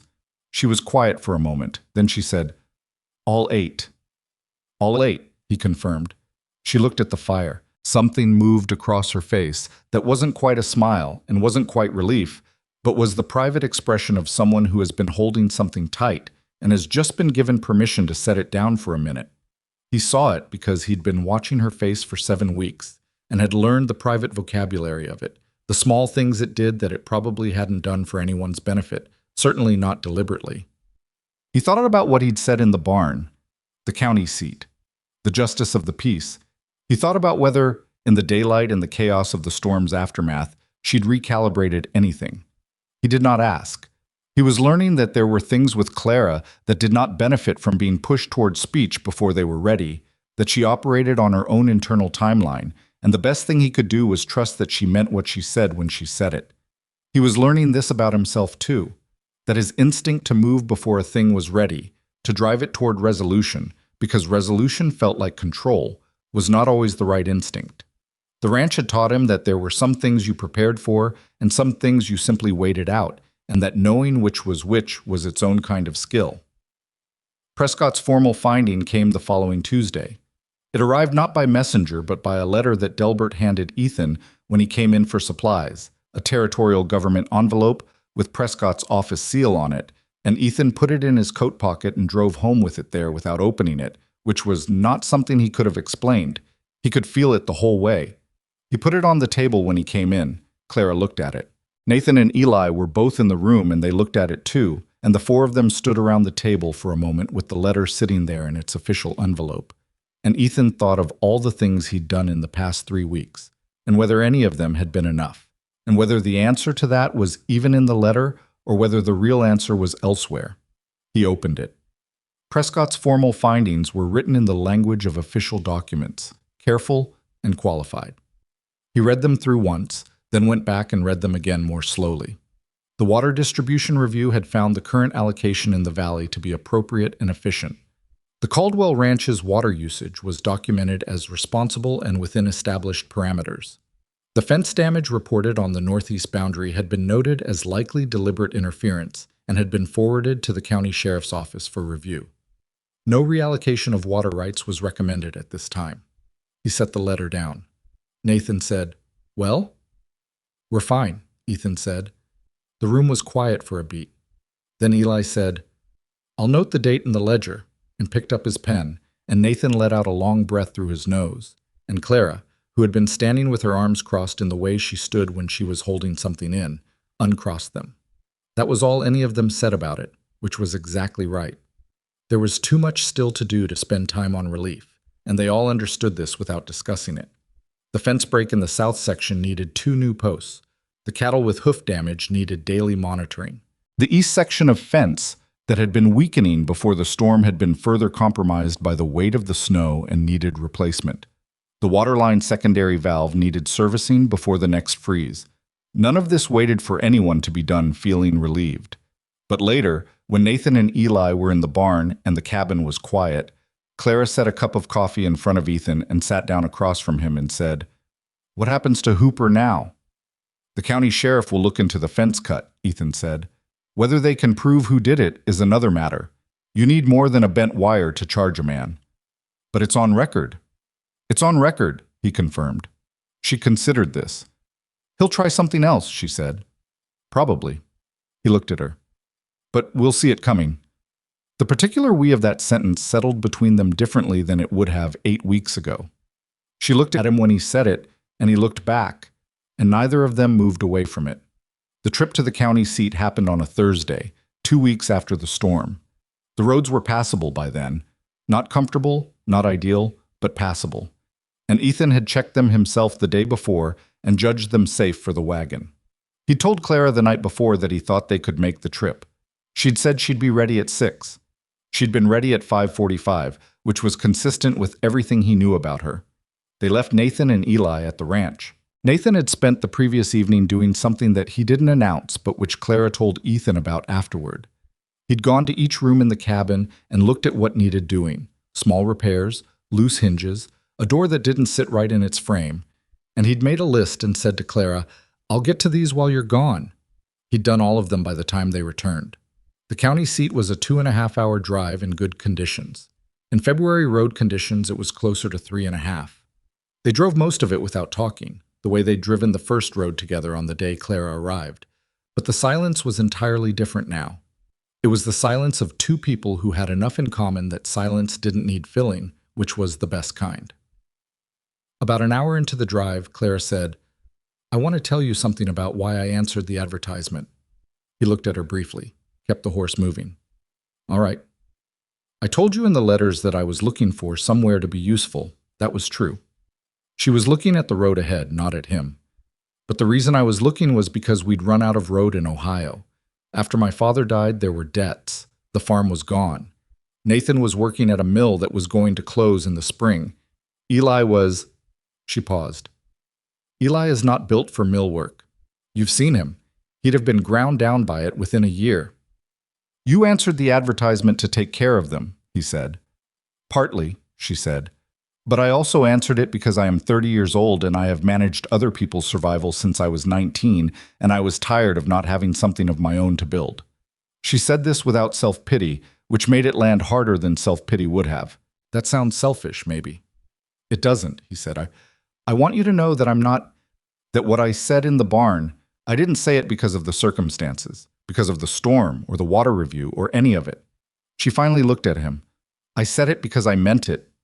Ethan held the reins and looked at the road and thought about what she had just offered him, which was the thing she protected most carefully. Her own interior, her own reasons, the private machinery of what she did and why. She had given him access to it, deliberately, in daylight, without the cover of a storm or darkness or crisis. "I know," he said. "You know," she said. "I've been watching you for 8 weeks," he said simply. "I know when you mean something." She looked at him for a moment longer. Then she turned back to the road.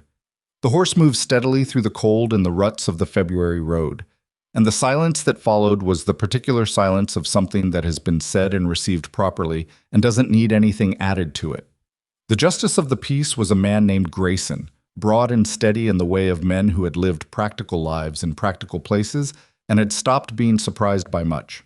His office was in the county building at the center of the county seat, a plain room with a desk and 2 witnesses who turned out to be his wife and his office clerk, both of whom appeared to have done this many times and regarded it as routine in the way that actually mattered, with respect for the seriousness of it rather than the performance of ceremony. There was no flourish to it. That was what Ethan remembered afterward, most clearly. It was a direct, serious, plain thing. Words said and meant, a document signed, a handshake with Grayson, and a nod from his wife, who had warm eyes, and the particular expression of someone who had seen many people come through this moment and had learned to distinguish the ones who were certain from the ones who weren't. Ethan and Clara were certain. That much was apparently visible even to a stranger. They drove home in the late afternoon. The light was going in the particular Montana way, the sky doing something complex with orange and pale blue above the mountain line, and the temperature dropping as it always did when the light went. Clara sat beside him with her hands in her lap, and there was something different in the way she held herself. Not relaxed exactly. She was rarely fully relaxed, but settled. Like something that had been braced against an uncertain outcome was no longer bracing. He put the horse into a walk for the last mile into the ranch yard, not because the horse needed it, but because he wasn't ready for the ride to be over. "Nathan's going to say something," Clara said. "He won't be able to help himself." "What will he say?" "Something he thinks is understated but isn't." She considered. "Something like about time." Ethan thought about Nathan's face on the station platform. The way he'd looked at Ethan when he said, "I need ranch hands anyway." The particular recalibration of that moment. "That would be about right," he said. Nathan said exactly that. They came into the cabin and Nathan looked up from the table where he'd been reading Eli's ledger. He'd recently started reading the ledger, which Eli had clocked and was carefully not reacting to. And he looked at them both for one beat and said, "About time." And then he went back to the ledger without further comment, which was also consistent with everything. Eli set down his pen and looked at them. He looked at Clara first, then at Ethan, and what crossed his face was not what Ethan expected. It was something quieter and more complex than celebration.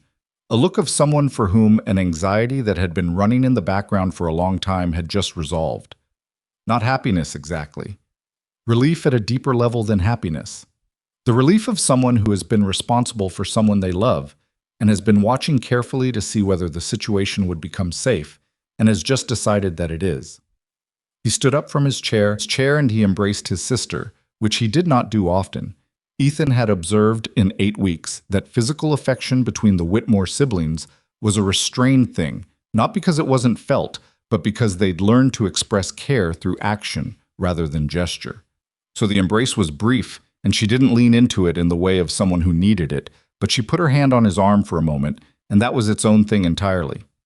Ethan went to the shelf and found the bottle he'd been saving since last autumn, a decent whiskey he'd been keeping for something worth keeping it for. He poured 4 measures, which was all the glasses he had. They sat at the table, all 4 of them, and the fire was going, and the cabin was warm to the corners, and nobody made a speech because none of them were speech people. Nathan lifted his glass. He looked at Ethan across the table with the expression he'd had on the Prentice ranch when the older Prentice handed them the cattle back. Something that sat behind his eyes that was not quite emotion and not quite not. He said, "To the ranch." "To the ranch," Ethan agreed. Clara said, "To whatever comes next." Eli, who had been looking at his glass with the particular attention of someone composing something, said, "To the cattle that made it." Nathan laughed. It was the first time Ethan had heard Nathan laugh fully, without restraint, and it was a big, honest sound that changed the room's acoustics and startled the nearest horse in the barn into shifting. Clara's mouth went sideways in the way it did when she was surprised into amusement. Even Ethan smiled, which was not nothing. They drank. The weeks that followed the storm were the weeks in which the ranch began to become something different from what it had been before any of them arrived at it. Not dramatically. There was no moment of transformation, no single change that stood as a marker. It was slower than that, and less neat, and more real. Nathan had taken over primary responsibility for the South herd without anyone formalizing this. It had simply happened, in the way that things happen when someone is consistently the right person for a task and keeps showing up for it. He knew the individual animals now in the way Ethan had known them, which was not something you could teach, and not something that happened quickly. The brown cattle cow Ethan privately called Margaret had attached herself to Nathan with a loyalty that bordered on inconvenient. She followed him to fence line, which interrupted the fence work, and he'd started managing this by sending her to the far end of the pasture before he began, which was not a solution so much as a negotiation. Eli's ledger had become a working document that all of them consulted. It had started as his private record-keeping and had grown into something that functioned as the ranch's operational memory. Storm records, cattle health notes, fence inspection dates, waterline maintenance schedule, supply inventory. He'd added a section in the back that Ethan hadn't noticed until February's end, a set of projections for the spring that were based on the winter's consumption rates and the cattle count and the estimated market conditions for beef in the territory. Ethan read through this section on a Sunday evening and sat with it for a long time. He went to Eli's room and knocked on the door frame. Eli looked up from whatever he was reading. "The spring projections," Ethan said. "The market price estimates. Where did you get those?" "I wrote to a livestock broker in Helena," Eli said, "before the storm. Asked him for the past 3 years' price data and his estimate for the coming season." Ethan looked at him. "You wrote to a broker in Helena." "He wrote back," Eli said. "It's in the ledger, the last pages." Ethan went back to the ledger and found the letter, folded carefully and tucked into the back binding. The broker's numbers were specific and detailed and painted a more optimistic picture of the coming season than Ethan had been working from. He sat with this for a long time. The next morning he told Clara about the projections. She read the ledger section with the broker's letter and said nothing for several minutes. Then she said, "If Eli's right about the spring market, we expand the herd," Ethan said, "before the summer. Get it up to 250, maybe 280. The South pasture can support it if the water stays consistent." He paused. "Which it will, given the review." "You'd need more hands," she said. "I know." He looked at her. "I know someone who knows someone." Daniel Prentice mentioned he had a nephew who was looking for ranch work. Clara considered. "Talk to him." "I'm going to." He paused again. "Eli should come with me. He's the one who talked to the broker." She looked at him the way she looked at things that she found worth looking at. "He'll be pleased," she said. "He won't show it, but he will." "I know he won't show it," Ethan said. "I'm starting to know how these things work." She said, "Yes, you are." Hooper came to the ranch unannounced on a Wednesday in mid-March. He came alone, without his men, which was a different choice from every previous Hooper choice, and meant something that Ethan clocked immediately when he saw the single rider coming up the road from the gate. He was in the barn when Hooper arrived, and he walked out to meet him in the yard, which put him in the open and on his own ground, which was the right position. Hooper got down from his horse. He looked different than he had on the station platform or outside the saloon, not smaller exactly, but flatter, like something that had been inflated had lost some pressure. "Caldwell," he said. "Hooper." Hooper looked around the yard. He looked at the repaired south fence posts visible in the distance, at the cattle in the near pasture, at the barn that was intact and weathered but solid. He was looking for what he'd expected to see, the evidence of a ranch that hadn't held together, and it wasn't there. "I heard about the sheriff's review," Hooper said. "The fence cut." Ethan said nothing. "I didn't order that," Hooper said. He held Ethan's gaze when he said it, which could mean he was telling the truth or that he was a practiced liar, and Ethan had no particular way to know which. "I want you to know that." "All right," Ethan said. Hooper looked at him. He had expected more, defensiveness, or anger, or something he could use as a foothold. He got nothing. "The review went your way," he said finally. "It did." "The Prentice water stays with the valley allocation." "It does." Hooper turned his hat in his hands. It was a gesture Ethan had never seen from him before, the kind of small, unguarded movement that appeared in men when they'd lost the position they'd been standing on and hadn't found the next one yet. "I've got a problem with my own south section water line," he said. "Been asking Fitch for access to his secondary draw for 2 seasons. He keeps saying next year." Ethan looked at him. He understood what was happening, which was that Hooper had come not to apologize. There was no apology in him, probably never would be, but to see whether a different arrangement was possible, whether the man he'd tried to undermine in front of a crowd was the kind of man who would now use his position to return the favor. He thought about it for the time it took him to decide. "I'll look at what you've got in the south section," he said. "I'm not promising anything, but I'll look." Hooper was still for a moment, then he nodded once. "Appreciate it," he said, in a voice that didn't make appreciation sound natural, but was making the effort. He rode out. Ethan watched him go. Clara appeared from the cabin doorway. She'd been there, he realized, for at least part of it. "You're going to help him," she said. Not a question, not a criticism. "Depends what I find," he said, "but you're going to look." "Turning down a neighbor because you don't like him is different from turning down a bad situation," he said. "I don't like him, but if his south section water problem is real, it's going to affect his cattle, and sick cattle don't stay on one property." She was quiet for a moment. Then she said, "Your father teach you that?" "My mother," he said. He hadn't thought about his mother in a long time. The word came out before he could decide whether to say it, which meant something. "She said the land doesn't take sides, so you can't afford to either." Clara looked at the gate where Hooper had ridden out. "She was right," she said. They stood in the yard in the March light, which was different from February light, thinner still, but with the first hesitant suggestion of something warming underneath it, the way light changes before the land itself commits to changing. The snow was receding from the south-facing slopes in patches. The south pasture fence line was visible again for its full length, and the cattle on it were moving with the particular ease of animals who had survived the worst and were beginning to relax into something less than survival.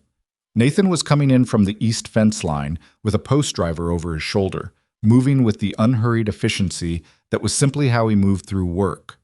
Eli was somewhere in the barn with his ledger and his pen, building the record of a ranch that was becoming what it needed to become. The cabin behind them was warm, and it would be warm again when they went in, and the table had 4 chairs around it now, properly. A 4th one that Ethan had built on a Sunday in February from lumber he had, and didn't need for anything else, in the specific way of a man who was adding to something that he'd decided was going to last. He went back to the barn. There was a fence post that needed driving before the afternoon light went, and he had the tools for it, and the ground on the south-facing section was soft enough now to work. He picked up the post driver and went to do it. The spring that year came late and cold, and then, all at once, the way Montana springs tended to. A month of grudging half-thaw followed by 2 weeks in April, where the temperature climbed 20 degrees in as many days, and the land went from frozen to muddy to green with a speed that felt almost impatient, like the ground had been holding something back and finally gave up the effort. Ethan noticed the change first in the cattle. They moved differently in April, with more purpose and less of the hunched conservatism that cold forced on them, and the south pasture grass was coming up earlier than it had in the previous 2 springs, which Eli noted in the ledger and attributed to the heavy snowpack. Better moisture retention in the soil, a longer slow release as the snow melted into the ground rather than running off too fast.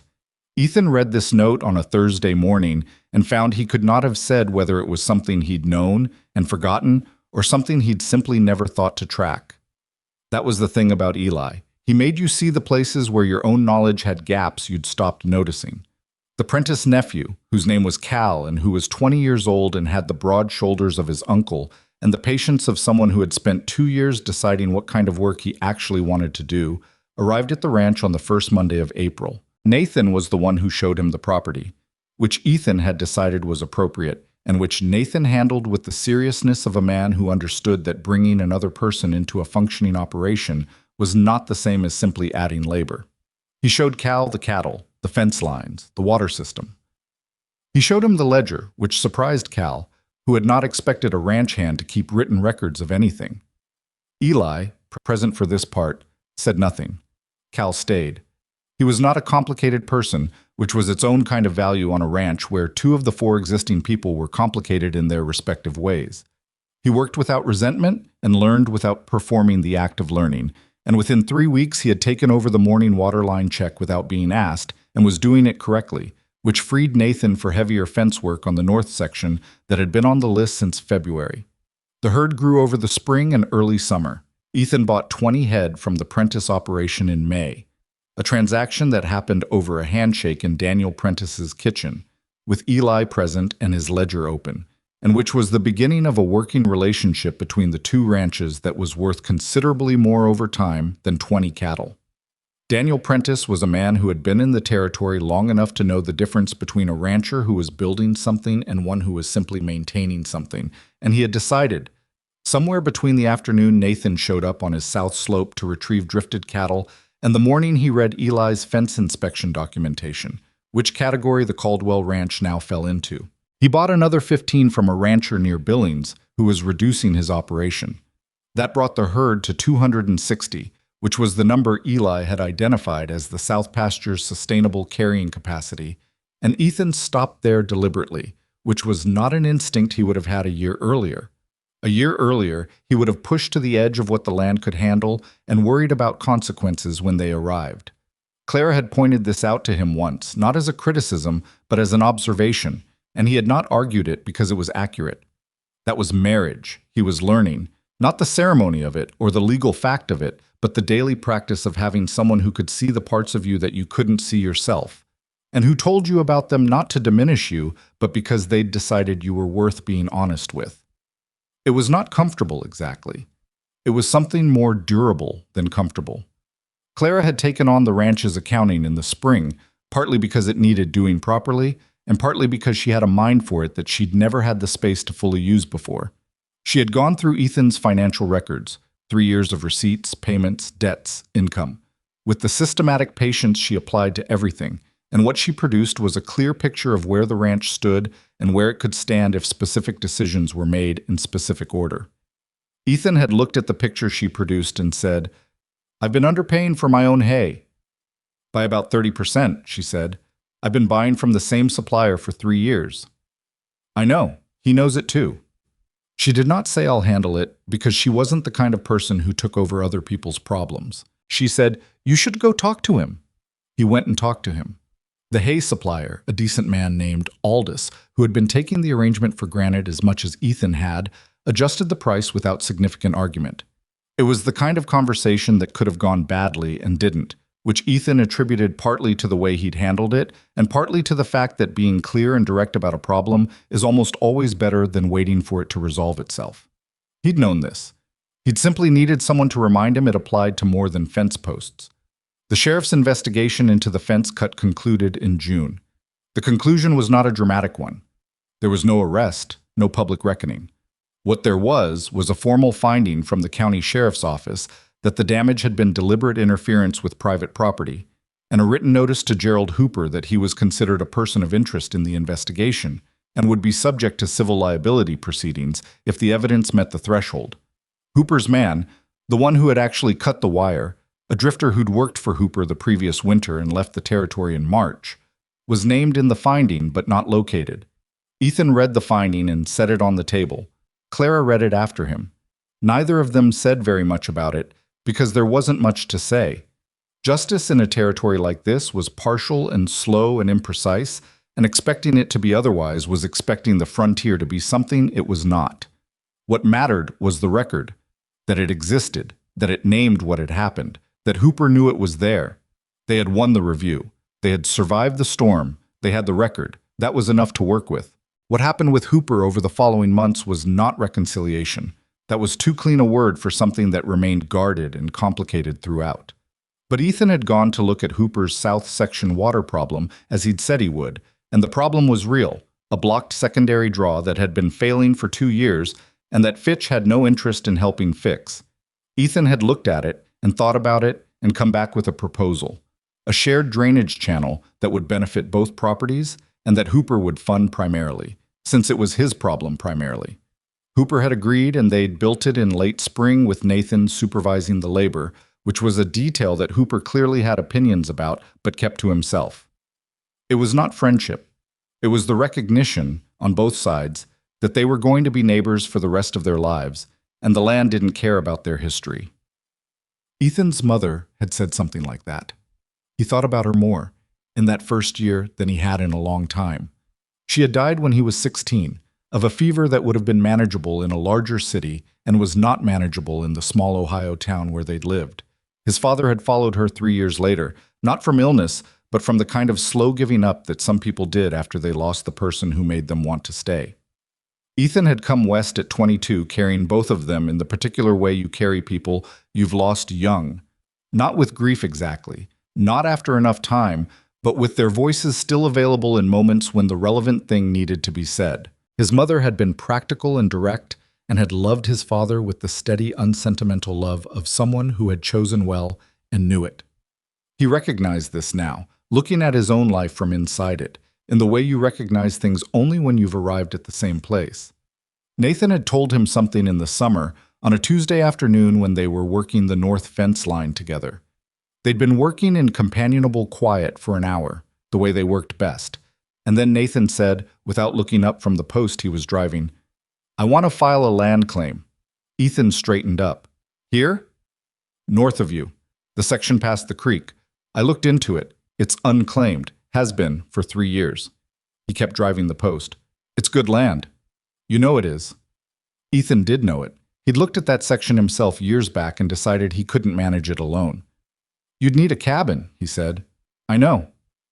"And hands." "Cal's interested." He paused. "I'm not going far. And the operations would be connected. Shared fence line, same water draw. It makes sense for both spreads." Ethan thought about this. He thought about the man who'd come off a stagecoach in February with 2 bags and a look of measured uncertainty and had become, in 8 months, someone who could look at land and see what it needed. "File the claim," he said. Nathan looked at him. He didn't say thank you, because Nathan and gratitude operated through action rather than speech. But he nodded once, which meant the same thing. The land claim went through in August. Nathan broke ground on the cabin in September, with Ethan and Cal doing most of the framework and Eli designing the roof pitch, steeper than Nathan would have gone on his own, based on Eli's winter records of snow load distribution. When Nathan questioned this, Eli opened the ledger to the storm documentation from February and pointed to the numbers without speaking. Nathan looked at them for a moment. Then he said, "Steeper it is." The Whitmore brothers were building something of their own, which was the thing that mattered. That had been the thing that mattered from the start, though none of them would have put it in those terms on the platform at Clearwater Crossing Station in the February cold. Eli's path was less immediately clear than Nathan's and was right for him in a completely different way. He was not a man who would ever be fully at ease with purely physical work. He could do it and did do it, but it cost him something that it didn't cost Nathan, a particular strain of suppression that made him quieter in the evenings and more likely to stay up late with the lantern.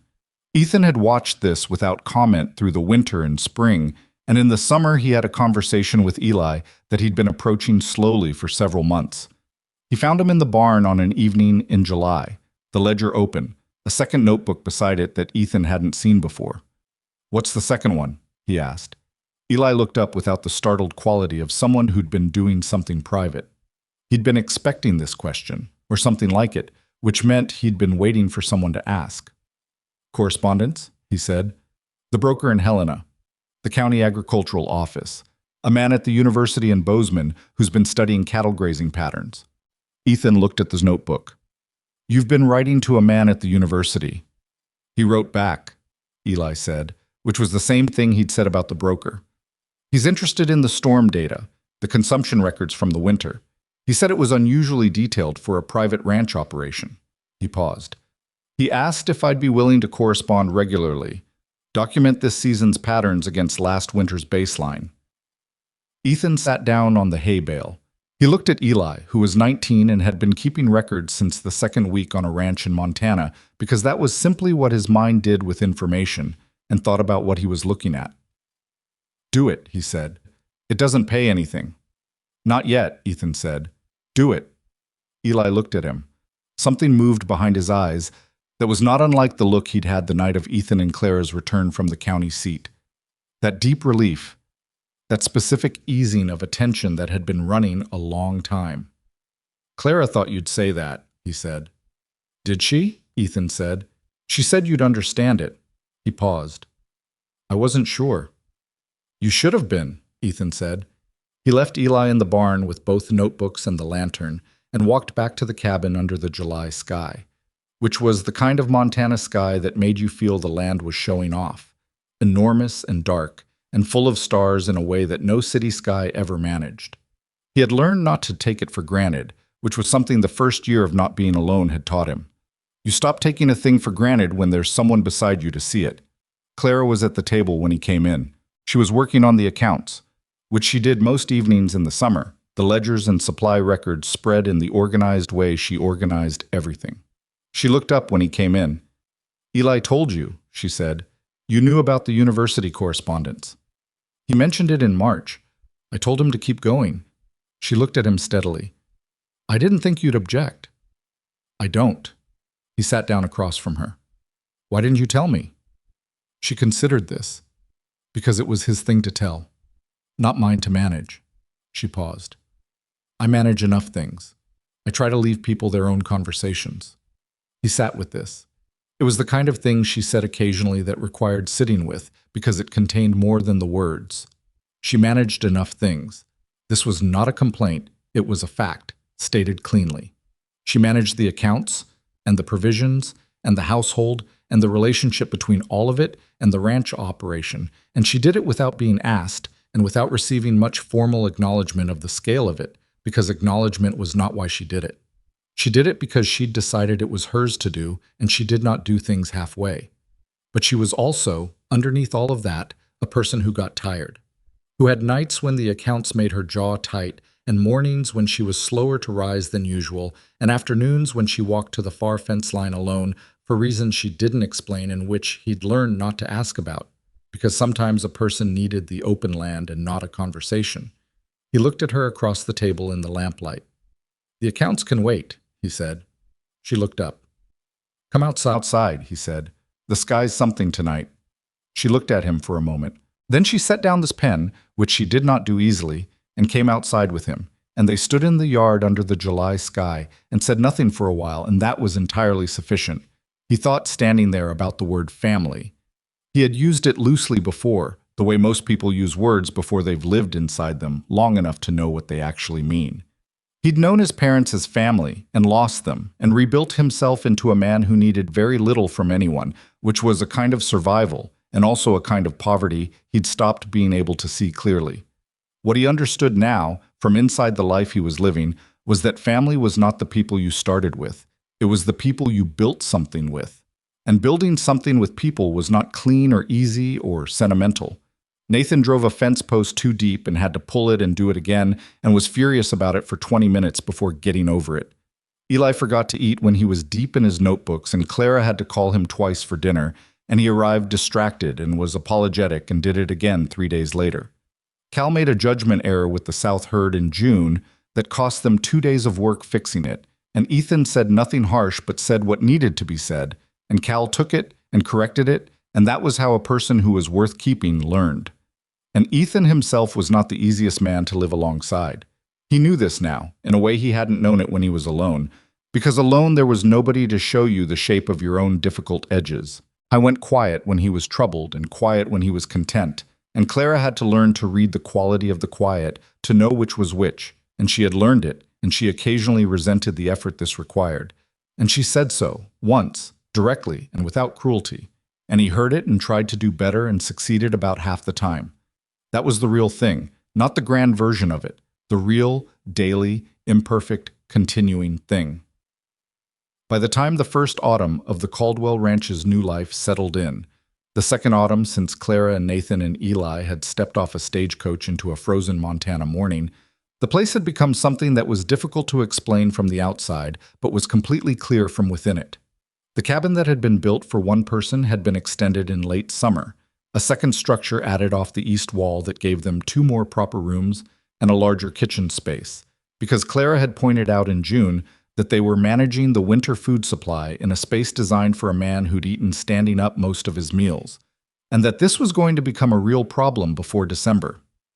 Ethan and Nathan had built the extension over 3 weekends, with Cal's help and Eli's measurements, and it was not the most elegant construction he'd ever seen, but it was solid, and it kept the wind out, which was the standard that mattered. Nathan's cabin on the north section was framed and roofed before the first October frost, which was what they'd aimed for. Cal had moved up there with him, and the two of them had organized the place with the blunt practicality of men who knew what they needed and nothing more, and the light was on in that cabin's window most evenings now when Ethan came out of the barn, a small square of yellow in the dark of the north section that he found he liked seeing. In October, Eli received a formal letter from the university in Bozeman. The man he'd been corresponding with had shared Eli's data with two colleagues, and the three of them were interested in visiting the ranch the following spring to conduct a direct study of the grazing patterns Eli had been documenting. They wanted to know if the ranch would be willing to host the study. Eli brought the letter to the dinner table that evening and read it aloud, which he did not normally do with correspondence. When he finished, nobody said anything immediately. Then Nathan said, "They want to come here." "They want to study the cattle," Eli said. "Our cattle," Nathan said. "Our cattle," Eli confirmed. Nathan looked at Ethan. Ethan looked at Clara. Clara was looking at Eli with the expression she had when she had been waiting for something, and it had arrived precisely as she expected, and she was not going to say "I told you so" because she didn't need to. "Write back," Ethan said. "Tell them yes." Eli folded the letter and set it on the ledger. He did not smile, which was entirely consistent, but he sat up slightly differently for the rest of the meal, with the posture of a person who has been carrying a question about themselves for a long time and has just received the beginning of an answer. There is something that the frontier does to people who stay long enough to let it. It is not what the stories usually say. It is not hardening, not the grinding away of everything soft until only the functional remains. The people who last out here are not the ones who stopped feeling things. They are the ones who learned to feel things and keep working anyway, who learned that love and labor are not opposites, that belonging is not a thing you are given, but a thing you build, post by post and season by season, and that the building is the point, not the completion.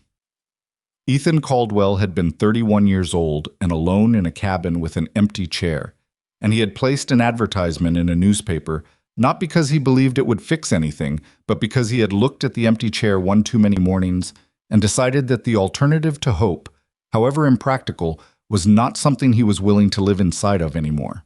What arrived was not what he asked for. What arrived was a woman who would not be managed, two brothers who did not know their own capacity yet, and a collection of problems large enough to make the original problems look simple. What arrived was complicated and demanding and nothing like the quiet domestic arrangement he'd imagined, and it asked more of him than he'd known he had to give. And it was the best thing that had ever come through his gate. He had needed Clara's directness to see his own blind spots. He had needed Nathan's steadiness to understand that strength could coexist with patience. He had needed Eli's particular mind to realize that the information the ranch generated every day was worth more than feed for the next season. That knowledge, kept carefully and applied thoughtfully, was itself a form of labor, a form of building. He had needed all three of them to understand that a place becomes a home, not when it is finished, but when it is shared. And they had needed him. The land, the operation, the structure to build within. The man who showed up on a frozen platform and, faced with a choice between his careful plan and an unexpected human reality, chose the human reality. That choice was not heroic. He had been uncertain about it within the hour. He had lain awake that first night with the sounds of three strangers in his cabin, thinking about everything that could go wrong. But he had made the choice, and the choice had made everything after it possible. On a Friday evening in late October, Ethan sat on the bench outside the cabin door. The bench he'd built in the summer because Clara had mentioned once that it would be useful to have somewhere to sit at the end of a day without being fully inside or fully outside, and watch the last of the light go off the mountains. The north section light was on. The south pasture fence line was solid, all the way around. The cattle count was 263, which was 3 more than planned because the brown cow Nathan called Margaret had surprised them all in September, and the 2 calves from that were doing well. Clara came out and sat beside him. She did not bring anything with her, no accounts, no notebook, no task. She simply came out and sat, which was not something she did easily, and which he understood was its own form of offering. "Eli's writing to Bozeman again," she said. "I heard the pen. Nathan's lamp is on. I saw it." She was quiet for a moment. "We need to replace the east gate before winter. The latch is going. I know, I'll do it Saturday. She nodded. They sat in the cooling air and the last of the light and said nothing for a while, and the nothing was full in the way that silences become full when the life around them is full. He thought about what he would say if someone had asked him that evening what the past year had taught him. He thought he would say something true and unimpressive, the way true things usually were. That the life you build is almost never the life you planned, and that this is not a failure of planning, but a function of the fact that the best things you'll ever have are the things you didn't know to ask for. That the empty chair was not waiting for a specific person. It was waiting for you to stop being afraid of what filling it might cost you. That family, the kind you make, the kind you choose, the kind that is built out of necessity and difficulty and slowly, improbably, becomes something you would not trade for the simpler life you thought you wanted. That family is the thing that outlasts the rest of it, outlasts the hard winters and the difficult men and the water disputes and the fence cuts and all the 100 ways the land finds to test you. Not because it is perfect, because it is there and it is real and it keeps showing up. The light left the mountains and the stars came out, and they sat there until the cold made it reasonable to go inside. And then they went inside, and the lamp was lit, and the fire was going, and the cabin was warm.